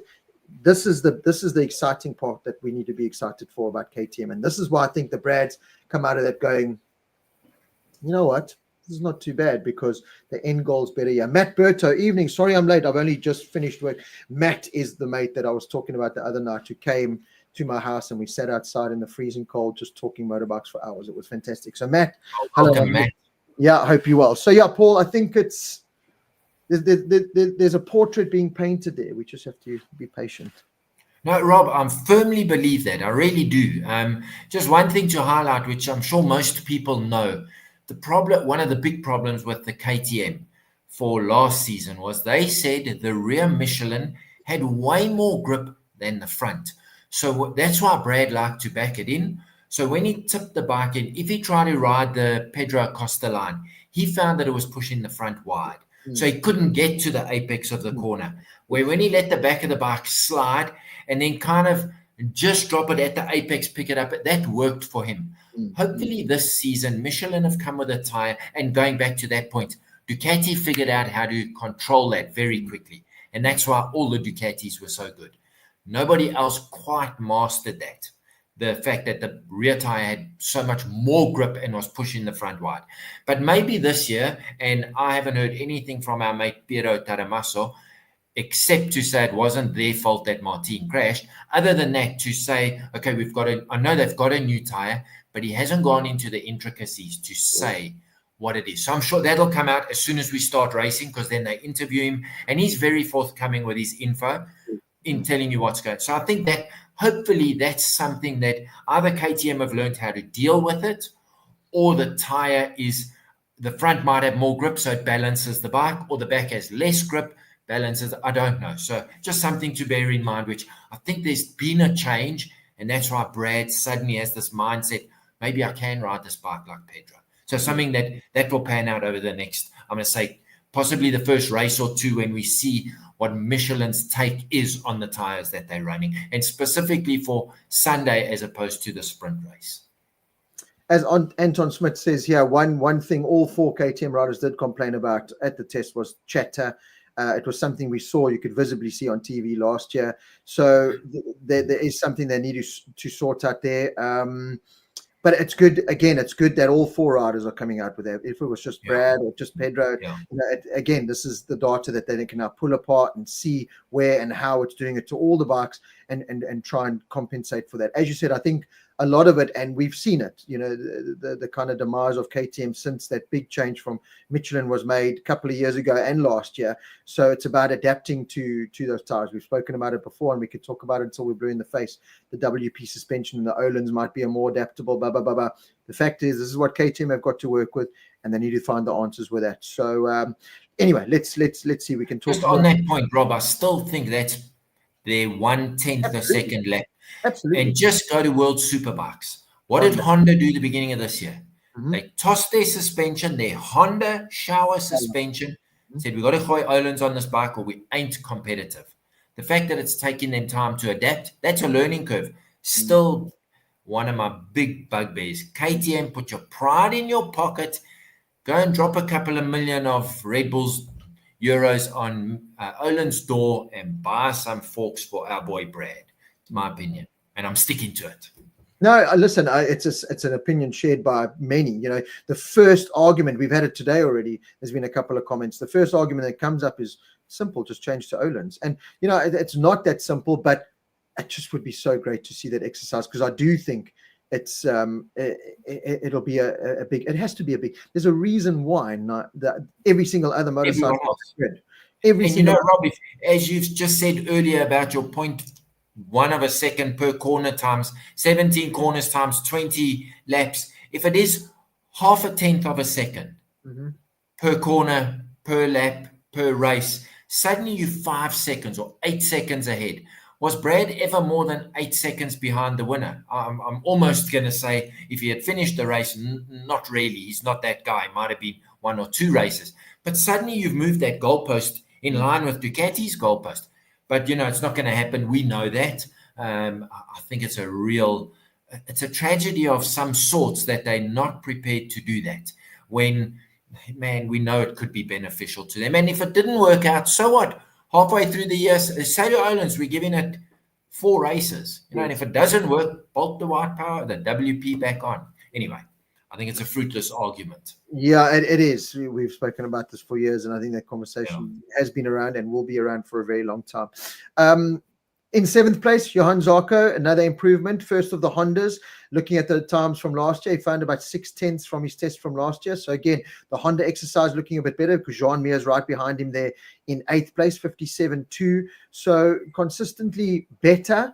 I think it's still improvements to be made. I don't think it's the overall race package still, but Joan Mir still came out of that test probably the happiest I've seen Joan Mir since he won his Suzuki World title. So that's a bonus. But yeah, the Honda argument a little bit better. I'm still not going to completely jump up and down just yet with those results, but certainly pointing in the right direction for Honda. Yeah, definitely, and I hope it continues to improve. One thing I do want to say, and most of the teams have had their launches. I don't know if anyone saw that LCR launched their team colors today for this year or yesterday, whenever it was. That Castrol bike just looks amazing. Chantra's bike is good, but yes, when I saw that, and I mean, I'm a Honda guy, that to me was spectacular. So that if I was Zarco jumping on that, man, you got to go faster when you're on such a pretty bike. But yeah, Zarco, last year was the best of the Honda riders. Mir, as far as I can remember, didn't crash once in this test, or he might have had one little accident. But for him to go through a whole weekend, 3 days of testing, and only use one set of fairings, well, Honda must be delighted. So bodes well. Once again, I agree with you, Rob. I can't see them challenging for podiums, never mind race wins. But if we can see them consistently running with 2 riders in the top 10, you know what it does? It gives everybody a better show, and it makes everyone more confident in the Honda camp. So I think it bodes well, but I'm going to go back to my saying of 50 times already in this chat. It's only testing. Zarco's a good racer. There's no doubt about it. And Mir can fall apart at the blink of a hat. So, let's see in 3 weeks' time. But I'm happy. I think there have been improvements. And as you say, Mir actually had a grin on his face for once. So, and that's always a good sign, Rob. So I'm positive, and I hope the season carries on in this vein for them, because you don't want to see riders giving up after, half the year. So I hope it continues. It was interesting to note that Honda brought out this new cone-shaped kind of rear seat with no fins or anything on it, and a couple of Aprilia did the same. In fact, it seemed to be a theme with a lot of the teams. KTM brought out a new rear tailpiece system, so definitely seems to be, with the exhaust and the way it delivers the power from the engine and the airflow going to the back of the bike. And they seem to have found something with it, whether they stick with it or whether they go back to fins or something. But it's different. Something's worked there for them. Whatever they've changed internally, something's got a little bit better. And Mir's starting to feel like he can ride the bike a bit more the way he wants to, using his exact words. Zarco, as you said, I think he's just one of those solid kind of riders. Bit of a Sheridan Moraes. I always feel like he can hop on anything and kind of make it work, other than an orange KTM a few years ago, of course. But I think it was a good showing from Honda. And as you said, we could pull apart Honda, and especially Mir last year. It was a very easy thing to do. don't want to have to be doing it. We want to see Yeah. happy, healthy, fast riders week in, week out. So let's hope we can be talking more positively and happily about them going forward. But it's a good starting point. It's, again, I talk about KTM, how I wanted them to start with a bang. Yamaha and Honda have done that, and that's just going to take them into the next test. And it's about continuing that momentum. But also, when the momentum's not there and you have the bad one, recovering from that as well, which is something I think they dug themselves holes last year and they couldn't get out of them.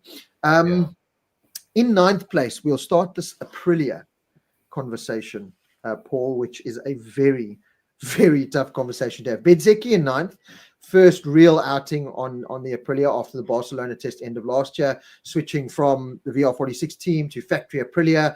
I think he's he loves being a factory rider for an Italian team. He's come out, he said that, I think it's a good fit for him, that Aprilia team. I think him and Aprilia were thrown a massive curveball, because going into the test, it was, we're going to, Martin's very much the yardstick and he's the man who's going to be pulling the strings here. We're just going to go fit in with our plan. Bang. Okay. Bezzecchi, never mind. Martin's not there anymore. It's yours. So that whole, I think he had to go through a mental shift, and his whole plan had to change just like that. As soon as Martin was out, his plan changed. And I was impressed with Bezzecchi there, 57.3, which is not a bad sign. And I think, Bezzecchi, as much as I love him and I know how fast he is, and we know how fast he is, would I put my house, in a results on him? I don't know how good's the Aprilia exercise going to be this year. We'll talk about Martin and that straight after the Bezzecchi conversation, but not a good start for Aprilia.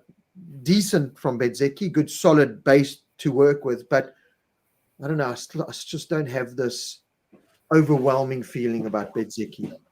And Rob, I've always liked him. He's a charismatic guy. He seems approachable, personable. I've always liked his demeanor. What concerns me, and exactly what you're saying, as soon as Martin was out, they obviously handed the reins to him.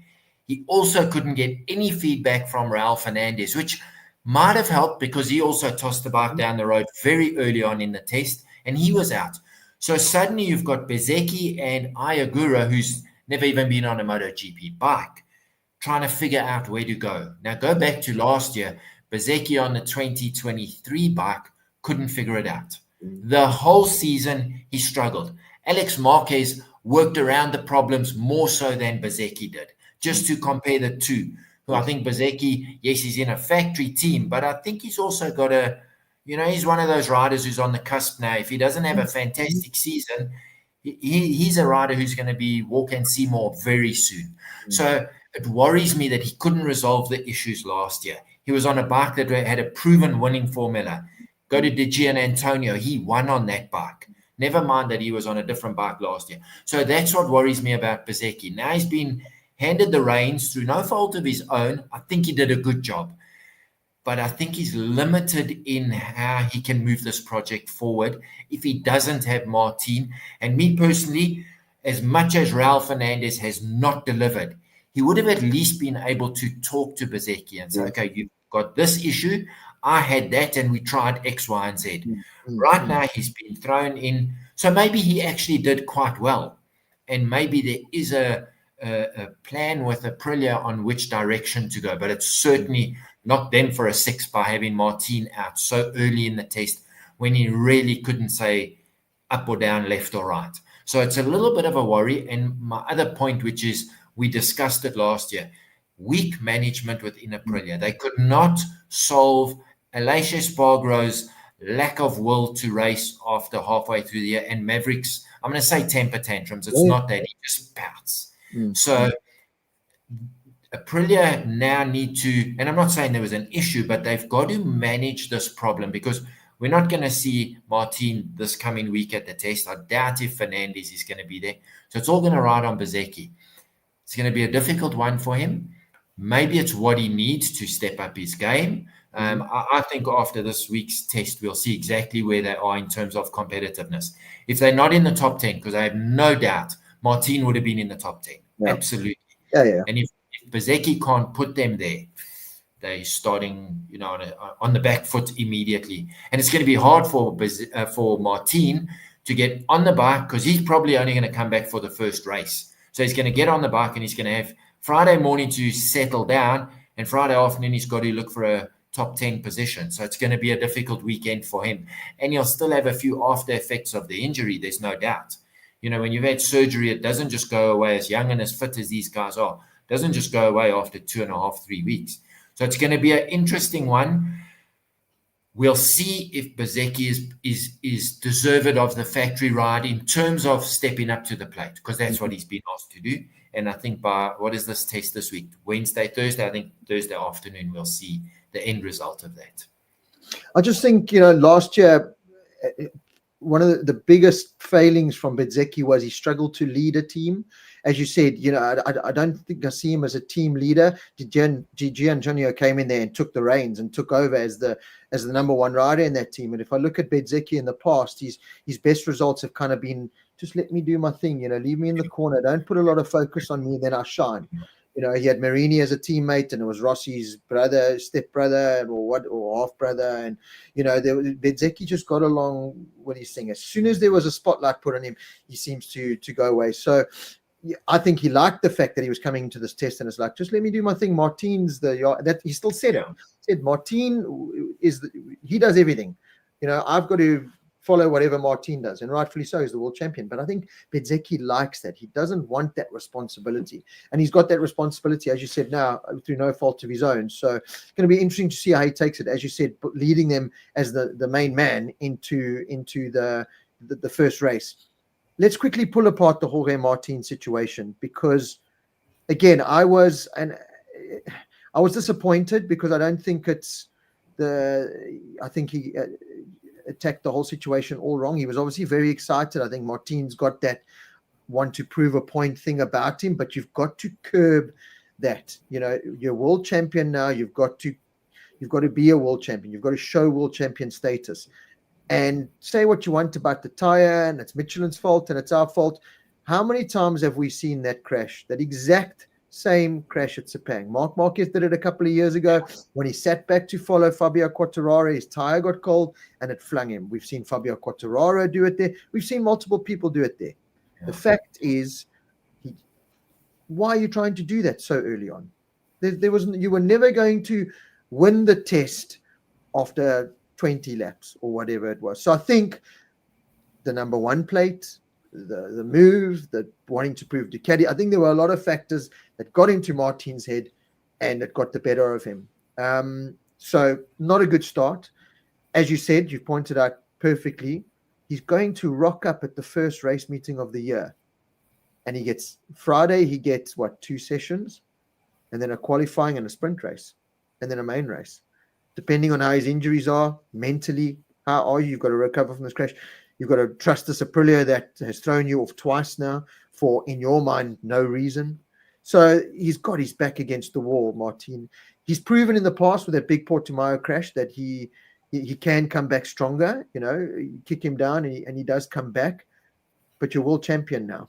You've got that number one plate, and you're not on a Ducati anymore.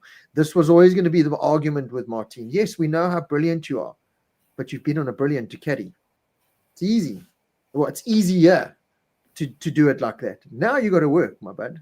Now it's not, I can just pinch Peco's data or this data and I'm not saying he did. I'm just saying the situation was a lot easier than it is now. You're going to have to dig deep and work and show your worth.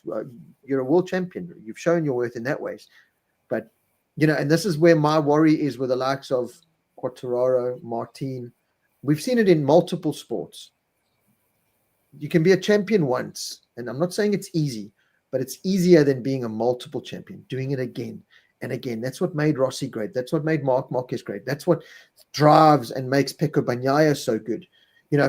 With Fabio Quartararo, it just almost seemed like, okay, well, I've won it finally. And then all that energy's gone. And with Martin watching that, there can only be one, I got a sense of that as well. If I watched the last one, Peco was like, I'm going again.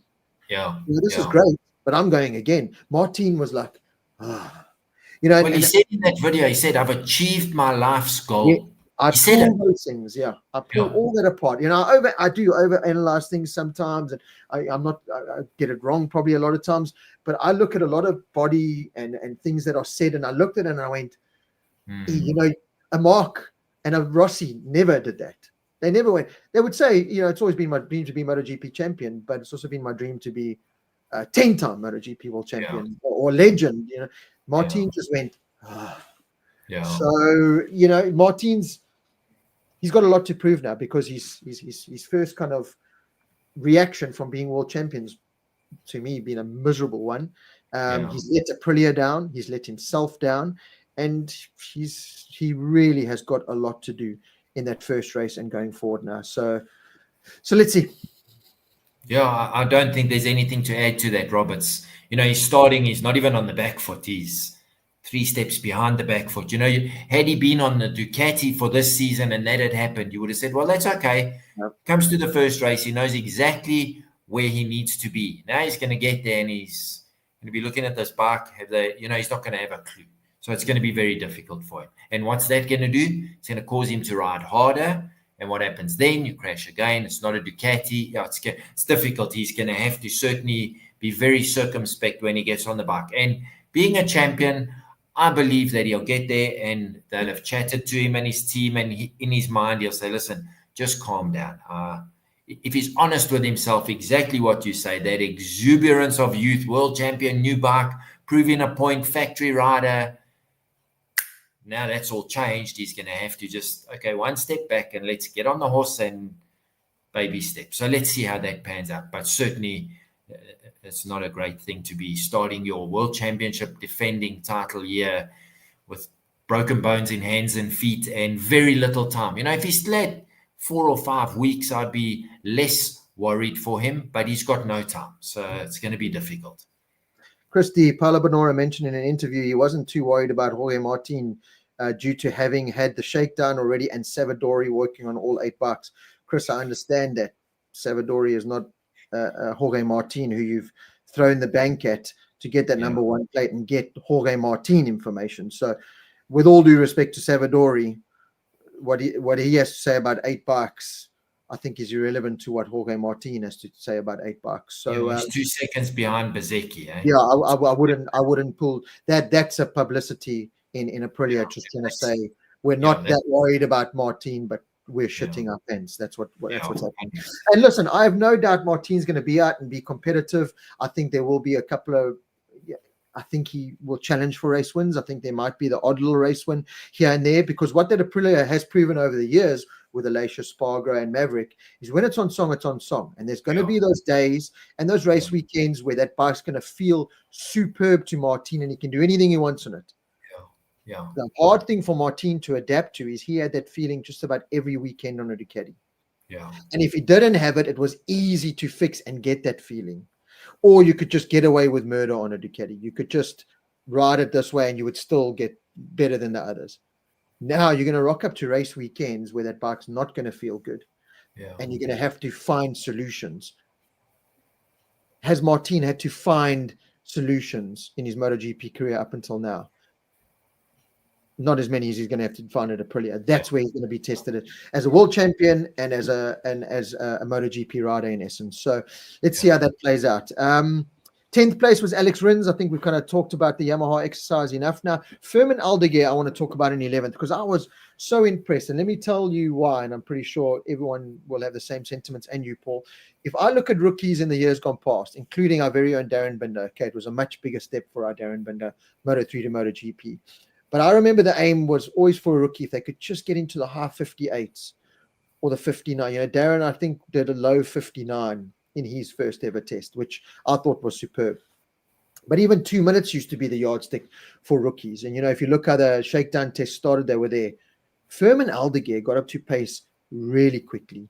Even in the shakedown test, he rolled that into the main test. There were, I don't know if you saw the clips of where he was tagging Marc Marquez and he looked comfortable tagging Marc Marquez. He did a 57.4, 11th overall. Didn't throw the bike in the weeds like a rookie. Had a couple of tip overs and that, but didn't do a Raul Fernandez or a Martin experienced rider. He just got along with his work, looks happy. Again, that Cressini team, you can't help but just nod your cap to them. They create such a great environment. It's such a family. They've taken this rookie and made him happy. And I was really, really impressed with Fermin Aldeguer as the top rookie in 11th, and just the way he went around everything. You know, I saw failings last year, and I'm not saying they're all gone, but I saw Fermin Aldeguer last year, and I worried about this first test. I thought, yeah, we're going to see this lighty coming in, trying to, you know, show everyone, and, you know, landing on his head and costing Cressini a few bit of bob in crashed fairings and stuff. Well done, Fermin. I was impressed. Yeah, Rob, I agree fully with what you've said. And if we go back to the end of 2023 when Ducati signed him, you know, he had what did he win? 4 or 5 races on the trot at that end of that year. He was just unbeatable. Then it rolled into 2024, and he just never showed the same pace. I think he only won 3 races, maybe 4 throughout the year. And I say only with all due respect. At the beginning of last year, people thought he was just going to smash everyone in Moto2, which didn't happen. So now he moves to MotoGP. He had the contract in his pocket already. He moves to MotoGP, I think, with maybe not quite the self-belief that he would have had it been the end of 23 to 24. Yes. But exactly what you say. He got on the bike, and straight away the maturity came through. He was told how to ride the bike. He was given advice, and he went in, and I won't forget at the shakedown, his first time he came in, he said, yeah, the speed, obviously everyone gets blown away by the speed, but he said it's the braking. I cannot adapt to the braking. The first day of this test, all he did, he said, I've practiced my braking. I've practiced. The bike's going to be fast no matter what. It's how you slow it and how quickly you can slow it that makes you a good or a mediocre rider at that level. And that's what he worked on for one full day. Obviously, he's getting used to the tires, the setup, the electronics, another thing that he struggled with. But he worked on braking. So that to me shows they or him had a defined plan. He put it into place, finished 11th on the timesheets. Fantastic. He's going to get better and better and better. There's no doubt. He's showed he's a quality rider. As long as, and it's always a problem with rookies, as long as he doesn't have a big crash. You know, Pedro Acosta had 1 or 2 that he got away with last year. You know, as long as he avoids a big crash with injuries, they're going to crash. There's no doubt. I think we're going to see this kid being very competitive and quite quickly. I love the Alex Marquez's, you know, suddenly giving him a run for his money. So it's going to be interesting to see, but I think he's going about it the right way. And it's impressive. In 11th place, MotoGP rookie, only a second off what is a ridiculously fast MotoGP time that Alex Marquez 56.4. I mean, Fermin Aldeguer 57.4, you know, a year and a half ago, or in the race weekend that they had last year.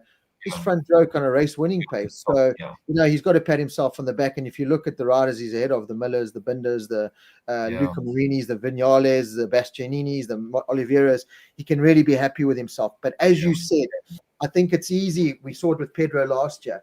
You kind of roll with the punches when you're a rookie. You just have those 1 or 2 big ones. We saw that big one at Jerez with Pedro, and you just get knocked back that little bit. You're kind of brought back down to earth. And then how you react. You know, Pedro took a couple of rounds where he just wasn't the same, and he came back. Fermin's got that added bonus of he's on a tried and tested Ducati and a tried and tested team. So I think he's got, you know, more going for him there. But it's exactly what you said. It's got to harness that rookie mentality, limit the mistakes as much as you can, and then just try and keep that momentum going. And I think there's no reason why he can't have a great season. Jack Miller in 12th. And this again points to me wanting to throw my TV through the window, you know, with KTM's performance, because I went, here's a Jack Miller after the KTM story, hopping on what should have been a cuck Yamaha, outperforming our Brad Binder. You know what I mean? So I did, you know, that's kind of also what just got my skin going. But at the same time, hats off to Jack.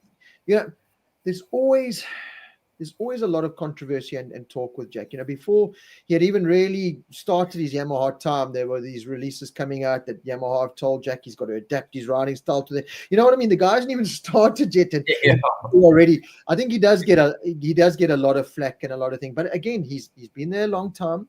You know, I didn't realize quite how decent his record was in MotoGP. I saw the Miguel Oliveira versus Jack Miller. They're doing these comparisons now when they did the team launch, and Jack's got way more wins and quite a few podiums, quite a lot of podiums actually. And I kind of went, geez, okay, this guy, we forget sometimes after the season he had last year, especially how established and fast this guy was at one stage. Yeah, albeit on a Ducati, but he's been through the kind of the MotoGP motions, and he's now finds himself on a Yamaha in the championship winning team. Let's not forget, in the Pramac team, he's also still learning the Yamaha and everything. And to go out there, in 12th place, a 57.4. Again, I just looked at it and went, you know what, Jack, that's not too bad. That's really not too bad. I think Jack, if you had given that to him in the Barcelona test at the end of last year, realistically, obviously, you would say, I want to be top like they all would. But realistically, just say you're going to be ahead of Brad, you're going to be ahead of, Vinales, Marini, these guys, only a second off the fastest time, which is a 56.4, ridiculously fast time anyway. Only a second off the full factory Ducati GP25s, who are also developing like you are. I think you would have taken that. Yeah, absolutely. And looking at his test, I was suitably impressed. I really was. But then I thought back, not last year, 2023, when he got on the KTM initially, I'm not going to say he was way faster than Brad, but he was faster than Brad in both the preseason tests and the first race of 2023. Jack can also let himself down. Yes. So he was way better than Oliveira this test, which I think he's a better rider. Yes. But let's see when we get to racing. So Jack, clearly, when he gets on a new bike, he's got that new bike enthusiasm and the placebo effect of everything's lacquer, everyone's new, even though he's been in the team previously. I'm sure there's lots of new staff, and it seems to work for him. But then he seems to come off that high equally as fast. Yes. So Yes. you know me, I have nothing against Jack Miller. Mm-hmm. You mentioned that he was on a Ducati for 3 seasons, so yeah, I don't know. I'm still, now I'm back on the fence. I was always on the wrong side of the fence while he was on the KTM. Now I'm back on the fence. Are we going to see what Jack Miller should deliver? I was disappointed he got the ride. I felt someone else should have got it. So Jack proved me wrong. Miguel proved me wrong. Miguel's struggling to do that right now, but Jack, so let's see how he goes. I think if he can run consistently at the pace of Alex Rins, he'll actually prove me wrong. Yes. That should be his yardstick. I'm not saying he must think down and not go for Quartararo's pace. I think Quartararo is like the Marc Marquez was on a Honda. He was just that much better than everyone else. Yes. And I think, so if Jack can aim at Rins as the immediate goalpost, I think he'll have delivered, And it looks like he's sort of in that ballpark. Yeah, absolutely. I agree fully with you. Jack can be his own worst enemy sometimes, and he does all this hard work and all these good times. I've always seen Jack as I don't want to use the word fragile, but he struggles to recover once his mind's kind of taken over. I think he overthinks things a lot, and he's got to I think he's always looking over his shoulder, thinking he's going to be replaced. And he's come out and said it, these 1-year contracts. And I think he's always looking over his shoulder. He's always out to kind of prove to people that he's a MotoGP rider. He needs to forget that. You're there, trust your instinct, trust your ability, trust your performance, and just go with it. So I think if Jack can focus on himself rather than what other people think, I think Jack's the kind of guy that will sit at night and read all the reports and probably watch this and this, and I think he takes it to heart. And I think he tries to, this banging the tank and chest pumping himself. You can see he's almost trying to say, okay, come on, whereas other guys are just there. He's got to get himself in the zone and try and hype himself up, whereas the others they just live there. And that's Jack's biggest thing for me, is he's just got to trust himself. So, interesting to see where it goes. Let's see how he takes it. I completely agree with you that Alex needs to be his yardstick. If he can finish the year as the second best Yamaha, there's no doubt that he could be potentially signing a new contract there. And at this point in time, no real superstar rookies coming up other than David Alonso. Find himself as the second rider in that factory Yamaha team alongside Quartararo because he was the second best Yamaha. Who knows? So let's see. Alex van der Berg's asked you, has Brad mentioned anything about how things are with Aki? Nicole Briat, I've been dying to ask Bjorn Esmond. So Alex and Nicole, I've been trying my utmost to get Brad to do an interview. I do think it was a hard, and I didn't want to push too much because I do think it was hard for Brad. It's not like previous years where you could just come on and talk. This time there was the argument of this KTM shutting down. So I think that, it was like, well, I don't mind coming on, but if I come on, I'm going to be bombarded with questions about this. So I think KTM, or maybe his management, or he's just thinking, don't put myself in that situation, which I completely understand. Hopefully it'll still happen. Hopefully just before the season starts, maybe after the testing, once he's finished rubbing Courtney's feet now that she's pregnant and all that stuff. Hopefully we can get a little bit of Brad's time. But I'm certainly, one thing I do have want to get lined up. He's also a very busy man, but I want to get him and his brother lined up for a live chat. Nicole, is Bjorn and his brother Ryan Esmond. Ryan Esmond, you'll see even in the Jorge Martin testing footage, the guy that holds all his Alpine Star stuff and prepares Jorge Martin's Alpine Stars helmet. That is Ryan Esmond, Bjorn's brother. And of course, Bjorn handles our very own Brad Binder. So I think that'll be a really good conversation because I think they've got some great stories to tell. It's been an epic journey for them as well, getting involved in the MotoGP paddock, and we'll just pull some information from them. So that'll happen soon. We'll obviously do a live chat after the next test and that. And then also same with Darren Binder. If I can find some time with Darren and Brad, we'll definitely try and make it happen and get as much time with them as we possibly can. So Brad in 13th, we've kind of spoken about. The only real thing I've heard that he's come out speaking about Akioyo is this no bullshit approach.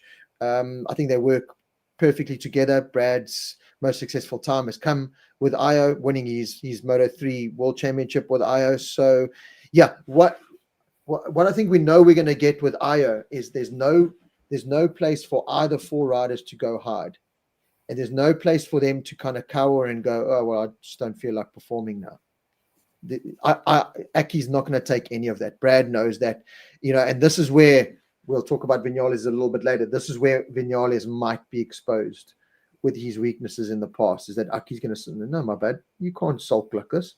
You can't blame the bike. You can't be over revving this bike and slapping the fuel tank and whatever. I'll just moody you, or we'll just kick you out. It's just as simple as that. So I think that no nonsense approach is exactly what KTM's needed.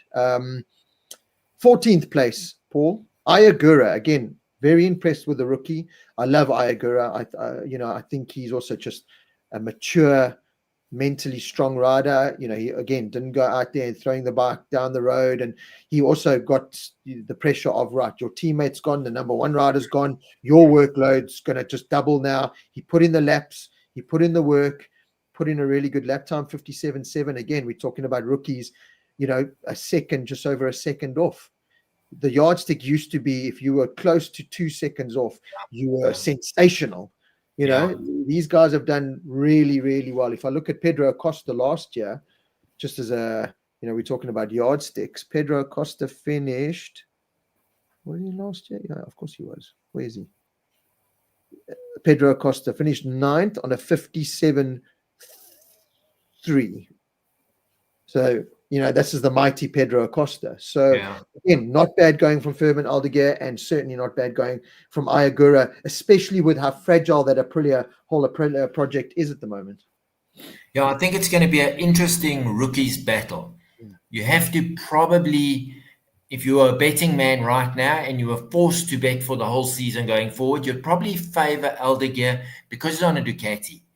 But one thing I saw with Ayagura, he is the level of consistency. Yes. And his consistency last year was first, second, or third. Yes. And I mean, how many times last year did he come in the last 5 laps of a race from 5th or 6th to finish podium?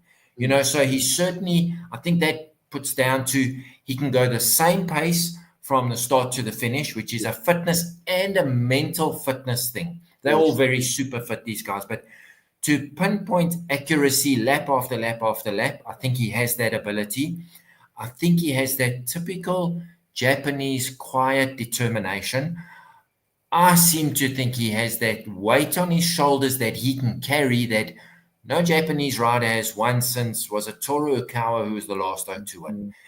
He just seems to me to be a level above all the other Japanese riders. Mentally, the way he is, he never seems to get flustered. So I'm looking very forward to it. I think he's going to run Aldeguer to the wire on the championship, even though and I say that, we know the difference. He's on Aprilia versus a Ducati, which is probably Fermin Aldeguer's advantage. But Ayagura, certainly a great testament to who he is and how he works. That he's just, let's get this done. So I think it's going to be a very interesting year. And yeah, let's see how it pans out for him. I think he might even give Bezecchi a hard time. I think that's the ilk of the man. Maybe not initially, because he's never been on a MotoGP bike. So, but I think as the season builds, I think it's going to be very interesting to see. I think the difference with Ayagura is he's got, because of all the time he spent in the European paddock, he's got that European mentality to him, where a lot of the Japanese came from the Japanese racing series.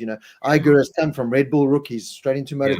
Yeah. He's a European Japanese rider, if you know what I mean. So he's worked really hard at it. If you look throughout his career, he's been that sturdy, fast, and he's just progressed and got better and better. And I agree with you. I love how relentless he is. I love how focused he is. You don't get many mistakes from an Ayagura, even in this test, to go in there, put in the hard work that he did with everything going on around him in the team. Nothing fazed him. He still got down to business and put a good performance in. So I'm excited to see how he goes. As I said, I think he'll keep Fermin Aldeguer honest. Aldeguer's got that one little step above advantage being on the Ducati, but it's certainly not going to be a clear-cut fight. And it's great to see a rookie battle there, because last year we didn't have one. It was Pedro Acosta. So it's going to be nice to see how those two rookies battle it out. 2 championships within one. So excited for that, and I'm really liking Ayagura. I've always been a fan, and I'm just becoming more and more of a fan of his. Luca Marini in 15th. Marini, I said it last year, I love the way how he communicated. I loved how he spoke about the project. I love how he's working.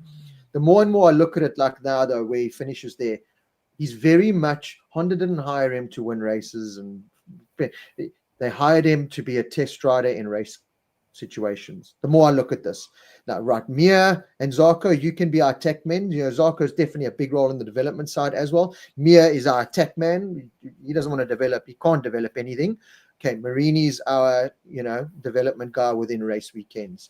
Looking at that result, it's pretty apparent there as well. I must also say well done to Maylasia Spargo in the shakedown test. He had a good shakedown test for Honda, and already in the limited time that he's had, seems to be bringing some worth to that project, because we can see the results there. He's, this is the most competitive Honda have been in a test for a long time. So yeah, the Honda exercise up, but certainly Marini's not going to be the man, I think, getting the top results for Honda. He's going to be the guy in the background helping and doing a lot of the donkey work, but certainly not their podium man.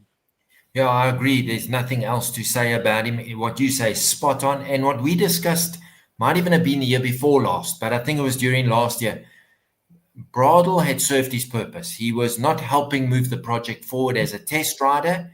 Honda clearly saw that. They've now got Nakagami, which is good to have. He knows the Honda. And then you've got Maylasia, who's faster than Nakagami on most given days. So now you're getting input from 2 different riders. Okay, Nakagami, I think, also, a weight has been taken off his shoulders of the whole Asian market, that now it's no longer his problem. So just get on the bike, tell us what you think we should do. And if Maylasia agrees with you, that's the way we'll go. Because clearly what Maylasia is saying carries a lot of weight in the Honda fold now. That's why they've hired him. So I think their project has also started to shift focus to rider input and do what the riders want, and now they've got the right riders. So I think the Honda project is also slowly, it's a wheel that's not just going to spin round, it's going to take time, but I think they're certainly going in the right direction.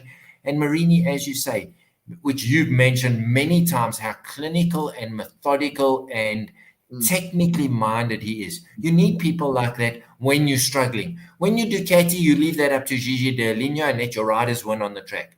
When you're not in that situation, the rider's input is so critical. So yeah, I think they're on the right path, and it's going to take a while, but they're heading forward as opposed to stagnating or going backwards.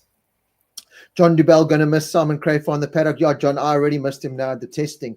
Nothing against Lewis Sotheby and there's the other guys talking there, but they don't really hold any substance to me. Like I tried to watch that after the flag, and then I was like, why am I listening to you guys? Like, no disrespect or anything, but you got a lot of inside information, but it just wasn't the Simon who had been at that level, at everything that came with Simon. I'm excited to see the changes and that Simon implements within his new role, but certainly from a commentating point, even I enjoyed Simon in the commentating and the after the flag, and that lost a little bit of substance there to me. I was hoping they were going to get another former racer or some kind of name in there, but they haven't been able to do that.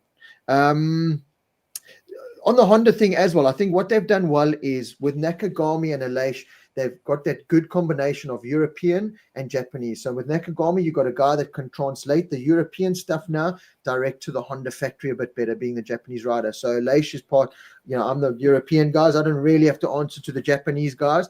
We can filter that through Nakagami. So there's no kind of, lost in translation or anything. There's more of a seamless integration now of that testing. Whereas I think before, as you said, with Bradle, it was, okay, well, and Nakagami on race weekends. The tough thing, and I remember sitting with Nakagami at Silverstone and saying, right, in his debriefs, it's a race weekend. You've just raced. What percentage did you go out there and race, and what percentage did you go out and test? And he didn't even have to think. He went 70-30. Yeah. 70% testing, 30% race. How do you race like that? Yeah, you can't. After 4 laps, you go, this thing's cocked. Now you must do a 20-something laps around Silverstone with a cocked motorbike. What valuable data is that? Because you're not, he can't be motivated. So like you said, I think he's gone right. Shackles are off. You're no longer the poster child. You don't have the whole of Asia on your shoulders. Whatever. Go out. This is your job. And from what I've seen so far, just him again, body movements and the way he talks, he looks happy. This is what I'm meant to do now. This can be my worth to the Honda project, and I think that's going to be a great link for them. Aleix and Nakagami putting all that information together, and it doesn't get lost anyway. Yeah, I think that's so. They're certainly on the right trajectory. How long it takes is the worry, but at least I think they're definitely moving forward. So Paul and everyone in the comments, how long do you have? How long do we have? Do we have another 4 days to talk about this? Because let's talk about Maverick Vinales in 16, 57.8. So he's in the 57s, which is great. Okay, I'm not going to look at lap times or anything. I'm not going to be too judgmental on Maverick just yet. From the outside looking in, seemed to do a good job, said the right things, said it's a work in progress. I'm not too unhappy with where I am. It's a work in progress, blah, blah, blah, blah, blah, blah, blah, blah. Someone commented on that post that I did today of the 4 KTMs and saying, this great mixture. And they said one of those riders won one race last year on a very competitive bike and couldn't win more. And I thought about it and I replied about a couple of hours later and I said, yes, but let's not forget that one rider is not mentally equipped to go be a consistent MotoGP race winner. He's not anymore. There was times at Yamaha when he was at the peak of his powers. Now he's not. Maverick, he's already come out and had a dig in that there can only be one, and from the KTM at Aprilia, saying, my biggest motivation for leaving Aprilia was that after I won at Kota, I never had the same bike after that. And it's just like, Maverick. Yeah. What do you think Aprilia did? What do you honestly think Aprilia did when gone, okay, you won a race for us, let's change his bike. So this is where Maverick fails himself. And this is where he's going to have to learn a big lesson at KTM, because you have got to grind more than you've ever grinded in your life in this KTM project, because things aren't going to come easy. They're not going to come consistently. You are going to have to work tooth and nail at this. You're going to have to dig deep like Brad Binder has for many, many years, sacrifice so much, sacrifice your true potential, sit there behind riders going, I'm faster than this guy, but I've got to suck hind titcher now because of what I'm on. Maverick's not going to do that. He's going to buckle. So this is where this is going to be the true test of Maverick Vinales as a MotoGP rider and his true worth. And as I said, I could see a situation where he doesn't even last the season, when Aki just says, you know what, my bad, do a Zarko, just get out of here. You know what, just get out of here, please. I can obviously see a situation where he makes it through the whole season, but he's just, I don't know. It doesn't fill me with a lot of confidence. But what I did say is what you do have there is a supremely fast rider when he wants to be. So even if he puts in this entire whole season 20 ridiculously stupid Maverick Vinales fast laps together, That's great data for KTM. And that's the part I'm excited about. I'm not excited about the fact that Maverick could be a championship contender. I live in a real world where I know that's not going to happen. He might go and prove me wrong, and brilliant if he does. I don't think he will. But KTM need to extract what they can from him, and in many ways try and manage the bad side of Maverick, and that's going to be their hard task. Well, we've said it all along. That's Maverick. You know, he walked out of Paris Hilton's team. He bombed the Yamaha. He walked out of that team. He's now getting on a bike that, well, look at where he is on the timesheets. He's fragile. He can be fantastic. I agree with you. When Maverick is on it, there's very few people who can beat him. The problem is it doesn't happen very often. And going back to that comment, which I saw in that there can be only one, what did he think? Aprilia now giving him a bike so he doesn't win again because they want Aleix to win. Oh, grow up, man. But that's his mentality. And we've discussed it, Rob. Life revolves around Maverick Vinales. He's never wrong. It's never him. It's always somebody else. Now, I think this is going to be a big problem for him because he makes a garage toxic. There's no doubt. And I've never spoken a word to him in my life. You can just see how halfway through last year, and we discussed it, Aprilia fell apart and their management couldn't take control. Aki, I do believe, will. Whether it's a case of pack your bags and move or whatever it is, I think he won't allow it to filter through. I don't believe it will affect Brad and Pedro. They know exactly what they have to do and how to do it, but it could affect Enea Bastianini. He's coming off the best bike, the best factory team. He's struggling already by these standards. Now, if he's got someone running to him because they're the two new boys, so clearly they're in Tech 3, they're going to side together, and Maverick's saying, yeah, this bike's cucking. Did you hear what that oak said? And I don't think they're doing X, Y. He can make that relationship and that mentality toxic in a heartbeat. So that's their control. And I don't know if there's anybody who can control Maverick. Conversely, like you say, he can bring valuable data. When he's on it, he is dynamic.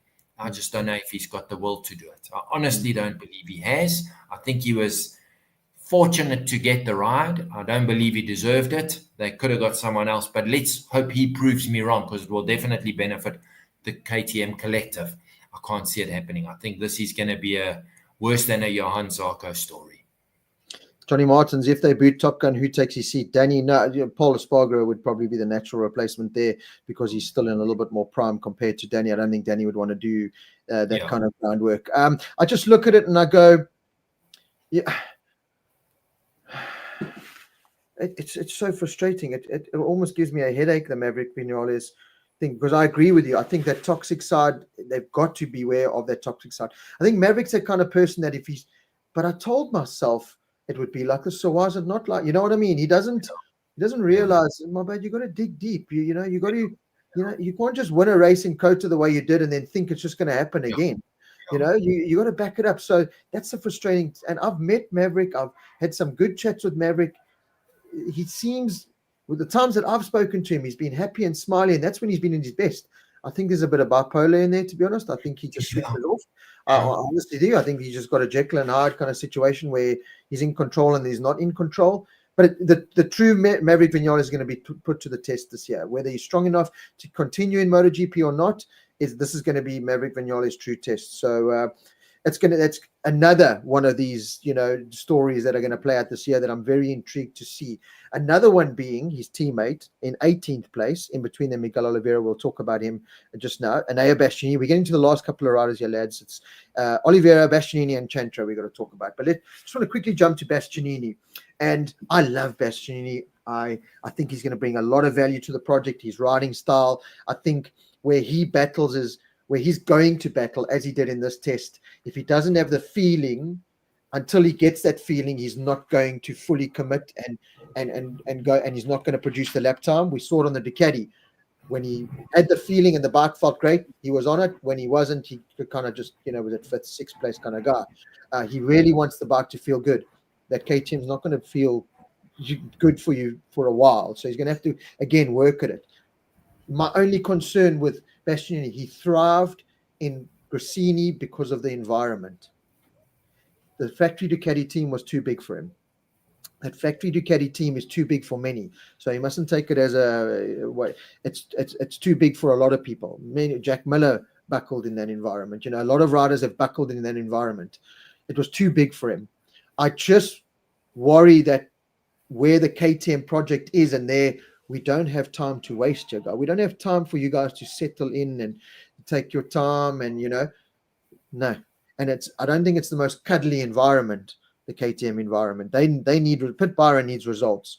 If you want to go to investors and get money to go racing for the next couple of years, you need results. And it can't just be Pedro and Brad, because then the investors will say, well, we just want $2 then. So there's all these kind of things. So that nurturing, cuddly family environment that Cressini got, where Bastianini thrived, I don't think he's going to get it at KTM. They're going to be whipped, like slaves in many ways in that KTM project, because they have to.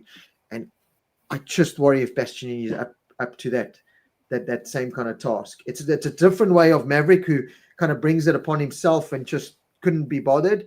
Enea, I think, wants to be bothered, but doesn't know how to in that environment.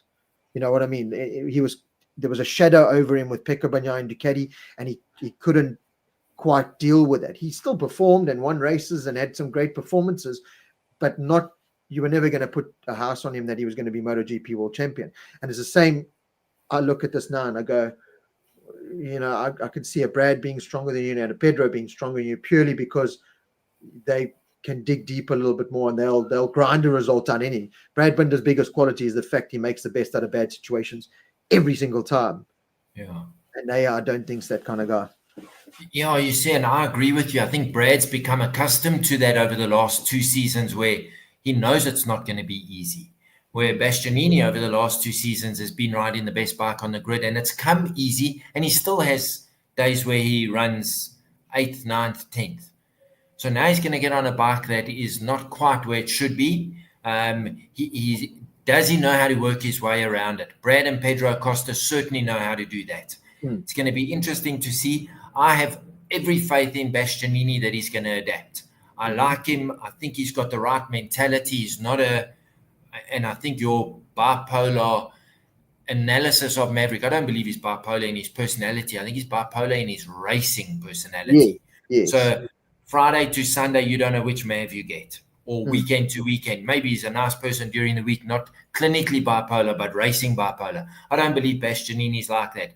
I think when he settles into this project, I certainly think he'll be consistently faster than Maverick. And if that happens, that's another nail in the Maverick Vinales coffin.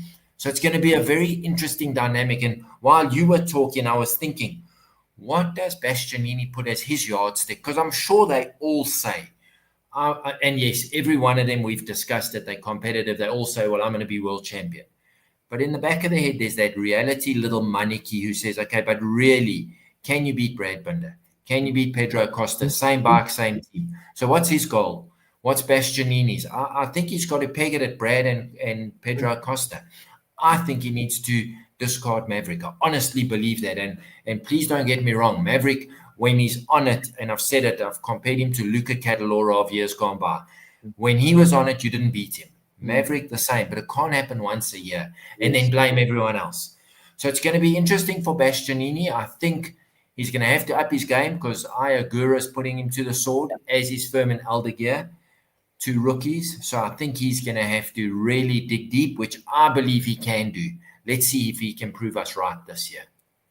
Wayne Fontonda just sums up Maverick Vinales, and it's like a layman's term of summing up Maverick Vinales. We touched upon it at the end of last year. At the very best, Maverick wins a race, maybe in Austria or something, and that's it. This coming from someone who was a Maverick fan. That's his goal now, isn't it? Win on more bikes than anyone else. And that killed me last year, at the end of last year, when Maverick went, well, I won on the Aprilia now, my job there's done. Yeah. Excuse me? You won one race there in 2 seasons, that's your job done there. What about winning a world championship? Yeah. And then the first comment he makes coming into KTM is, imagine if I can be the first rider to win on Ford. Hang on, my dad. Hang on. Why aren't you talking about bigger? Why aren't you talking about? Forget. I don't want to win. I want to be a world champion. Yeah. I've been in this paddock now longer than most on the grid. I want to be a world champion. I want to be KTM's first world champion. Why aren't you talking like that? That's See, I don't believe he has that belief. no. Wait, this is what I'm saying. He doesn't. He Sure. goes for these small goals. Oh, if I can get a pole position for KTM, if I can win for KTM one race, and that's what he did. He won that Austria race. I mean, the Kota race last year, and he went, job done. Yeah, Tools done. 100%. That's exactly what happened. So that is the Maverick. So in many ways, let's hope he doesn't get any good results early on, because you'll just down tools. The guy will literally just down tools. But anyway, it's very interesting to see how that plays out. And if Aki is this brutal kind of no bullshit guy that everyone's saying he is, and that's also going to be put to the sword, because how long will KTM put up with, if this is the Maverick that we do get? I know there's a cut like Wesley 290. I reckon Maverick will like the more predictable KTM. This could very well be the career move that Maverick needed, and we see the best of Maverick. We could very be. I don't agree with the more predictable KTM comment, because I think that's the other side. I think it's the most unpredictable. Well, I understand what you're saying. It's predictably cuck at I'm trying to put this in the nicest way. I'm saying it terribly, but yeah, it was predictably that good. It was never there or there. It was just predictably that good. So he's saying that consistent, predictable cuck KTM. But I'm going to argue with him and say the Aprilia was that exact bike until him and Aleix stopped riding the bike. You think of Aleix the year before last, won 2 races, was very competitive for a long time, ran second or third in the championship for half the year. Last year, both of them by half year, had given up. You could see it. Aleix had already signed for Honda, and Maverick had won his one race he wanted to now win on another bike, so he was toast. So I don't know, Maverick. I don't think he's going to do anything more than complain, whine, throw his toys out the cot, and possibly get booted out by half year. I agree with you. Let's wait and see how that plays out, Paulie. Yeah. In 17th place, Miguel Oliveira, another rider. We talked about Alex Marquez with targets on their back. We've spoken about Morbidelli, Brad Binder in a sense, in many ways. Miguel Oliveira, Jack Miller, of course. Miguel Oliveira, his stock has just fallen. I mean, talk about a fall from grace. KTM winning races in tricky conditions, but he always, he had an argument for him being there. That argument's not there anymore. It really isn't. He was on an Aprilia. That was a dismal exercise. The 2 years on that Aprilia, nothing came out of that. There were 1 or 2 minor glimpses, but nothing really substantial. And starting off like this, and I know I do understand it's testing, I do, but when you're in 17th on a 157.9 and your teammates half a second in front of you, Jack Miller first time out on the bike, and then the other 2 Yamahas are performing and the other one's gone 0.8 faster, and he's just becoming this guy that you've got to remember he's there, and he's got a big point to prove this year, a massive, because he can't keep riding on the coattails of this Portuguese flag. He just can't. Yeah, I agree fully there, Rob. As I said, when him and Jack got the rides, I was disappointed. I felt blood, new people, keep one of them. Which one I would have chosen, I don't know. But he's shown it here. 3 days of testing. Yes, we understand someone's got to be second last, because it's no surprise that Chantre is the slowest of the new guys, of all of them. No surprise there. But Oliveira, with his experience, the different bikes he's ridden, you would never have expected him to be there. But when you look at the results and you look at everyone ahead of him, it's no surprise. He is now the slowest of the regulars. There's no doubt. And that's just how life works. So should they have put someone else on that bike? I don't know. So they haven't. He's in there. His yardstick's going to be Somkiat Chantra. I can tell you right now. So disappointing, but not unexpected. So, and the fact that Jack hammered him, and 0.4 of a second at that level, he's hammering him. That bodes well for Jack in that company. Yeah, 675 Dreamer, Miguel hasn't been impressive in several seasons now, and that's the problem. As I said, the conversation's just not there. He's becoming the forgotten rider. He's becoming the worst out of the best, as you said. It's just gonna. That's where he is. We shouldn't be surprised to see him in 17th, because he shouldn't be ahead of any of the other riders realistically. As you said, someone has to have that, and that's where he is. So he's got a big point to prove this year, especially in that team. If he comes out the end of the year as the worst of the 4 Yamahas, it speaks volumes in itself, and Yeah. it's got to be time. It's got to be time, because that Portuguese flag can only fly for so many years. Enea Bastianini, 18th. We've spoken about him. Somkit Chantra, another rookie, as you said, at the bottom of the pile in 19th, but 158.1 I wasn't too upset with, because for most of the test he was in the 2 minutes 59s, and I thought, oh God, he found something. He got comfortable. He wasn't throwing the bike down in the weeds. I don't think the Honda's the most adaptable to a rookie by any stretch of the imagination. So you know what? Chantra's was never signed to go and set the world alight. He was never going to be a Pedro Acosta, Fermin Aldeguer. He's a passport. He's a fresh and a bubbly face in the paddock. He's sponsorship money to LCR, which is very important with that second bike. It always has been the role of that second bike, the Idemitsu money for Nakagami, for Chantra now. But I looked at that and I went 58.1, a second and a half. Again, that 2-second yardstick. It's not bad going from the rookie. Yeah, I think it was a good performance. And as you say, every day he got better. So that's a good sign without having a big crash. So, I think he's going to be okay. He never set Moto2 alight, but conversely, neither did Fabio Quartararo back in the day. But I'm not comparing the two. He is not Fabio Quartararo. My opinion, I think he must set his yardstick as Luca Marini. Yeah. I don't think that's a stupid goal for him. Remember, Luca Marini, I think he only scored points in 4 races. I think he only scored 6 points the whole year. Remember, he went, 2/3 of the season without scoring a point. So I think if Chantra can say to himself, okay, that's my target. Whatever Marini scored last year, if it was 6 or 7 points, set that as your benchmark, and Marini as that's who I want to beat. And I think that would be realistic.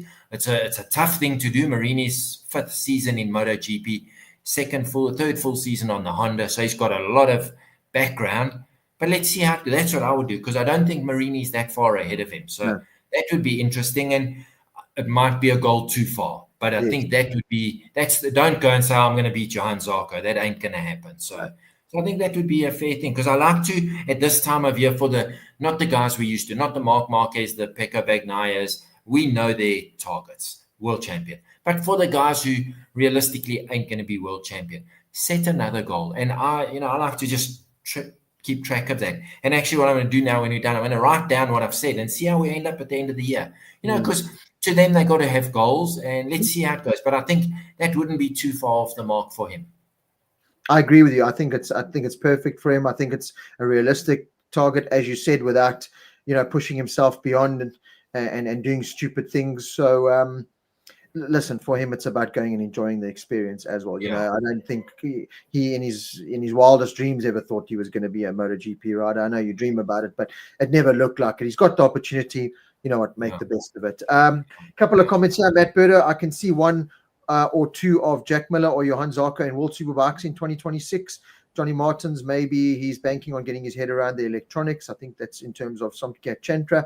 Quickly ending off with that kind of World Superbike MotoGP kind of transition. There are a couple of names in here that I could see having to go to World Superbikes if they want to continue their racing careers, because I keep going back to the top rack Razgatlioglu argument. Surely, if the guy goes and wins another World Superbike title this year, a Pramac Yamaha. I think the Pramac Yamaha or probably one of the Ducati seats would be top racks, best hopes and dreams of getting into MotoGP.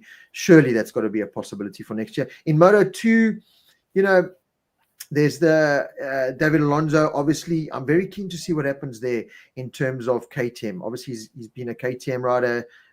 He's still kind of part of it. Have they signed a deal with him? Does he want to sign a deal with a fragile KTM? Has he been talking to other manufacturers? Have Ducati seen their chance to go grab him? Have Honda or have Yamaha? There's a very big name there that's now up for the taking. Before, it was kind of cemented that KTM were getting all these guys.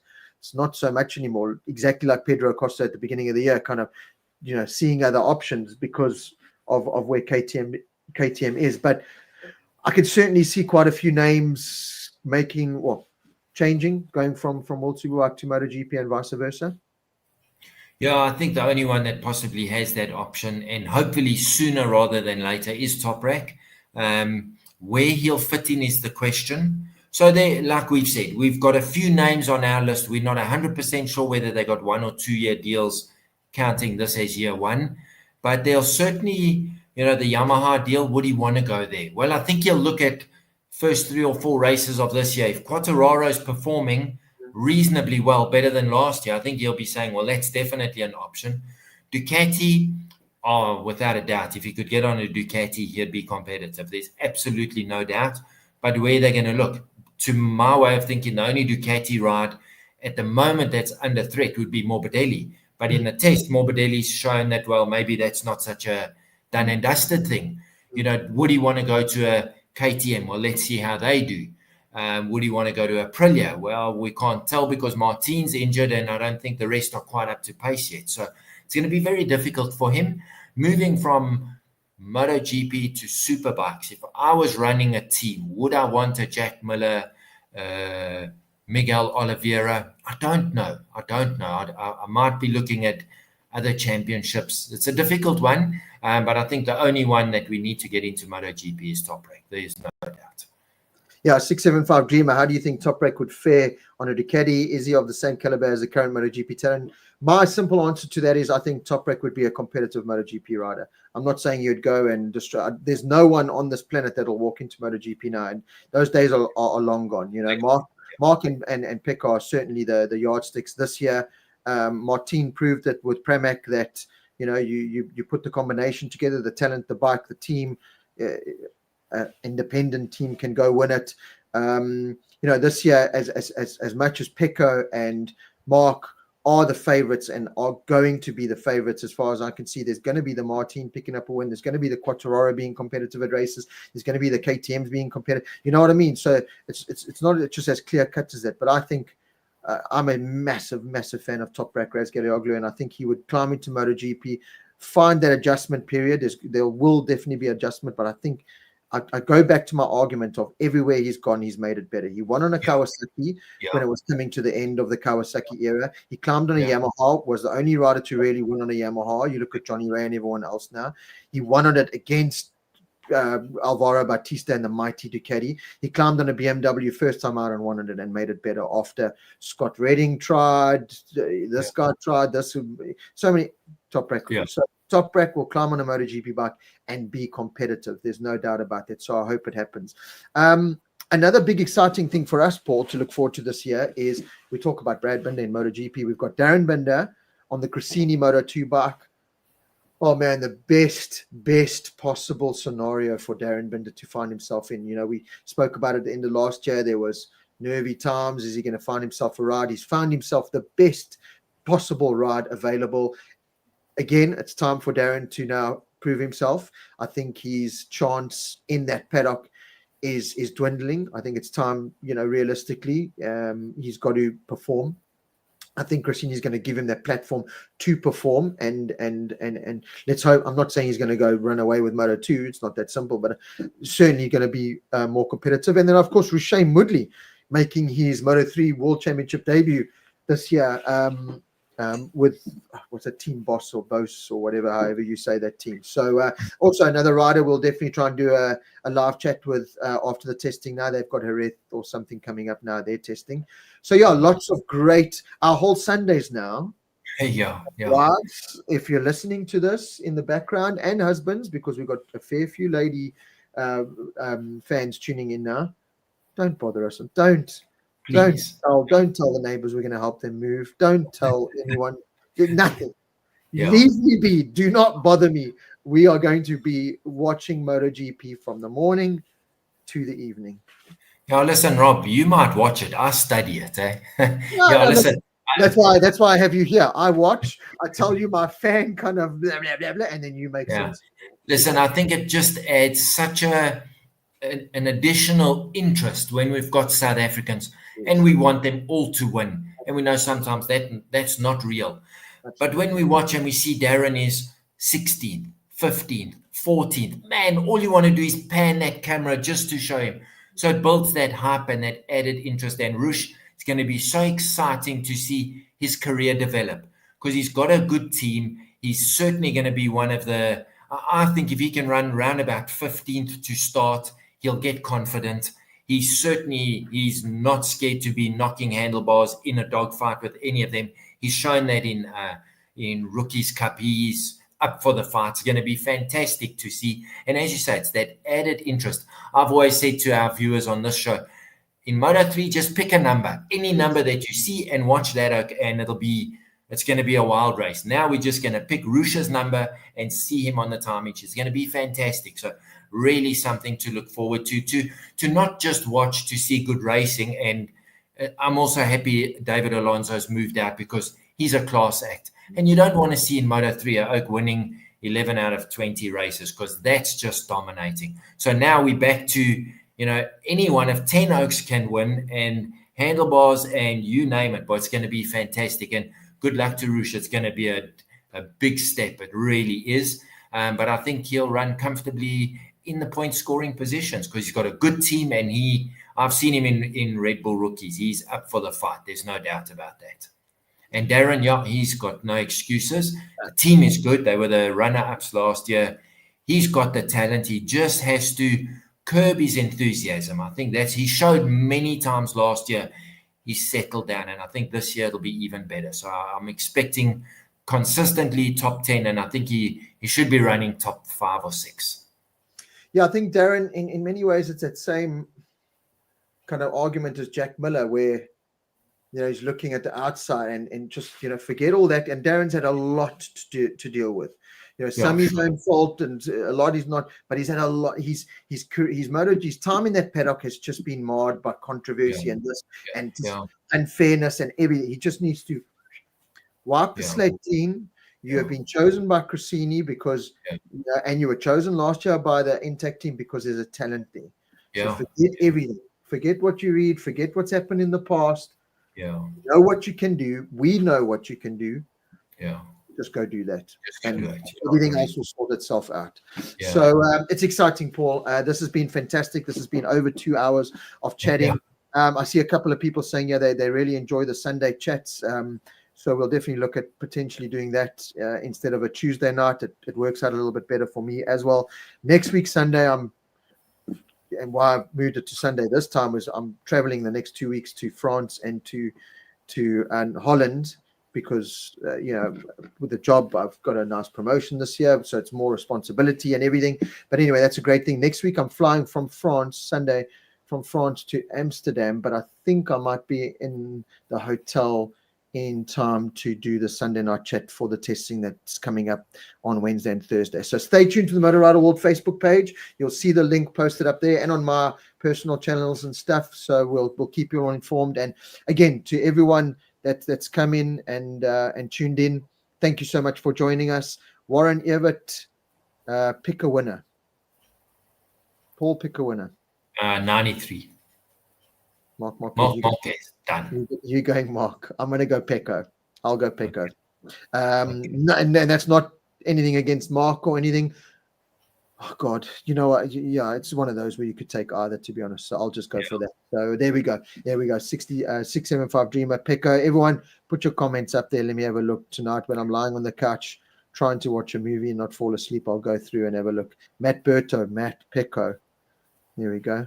It's only because he's got 5,000 visors for him to sign. That's why he wants Peco. Great show. Thanks, guys. Darren Lothard, BB33. Yeah, Brad, listen.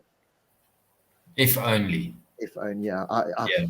I wish we could with confidence say BB33, but it's unfortunate. But hopefully that'll change.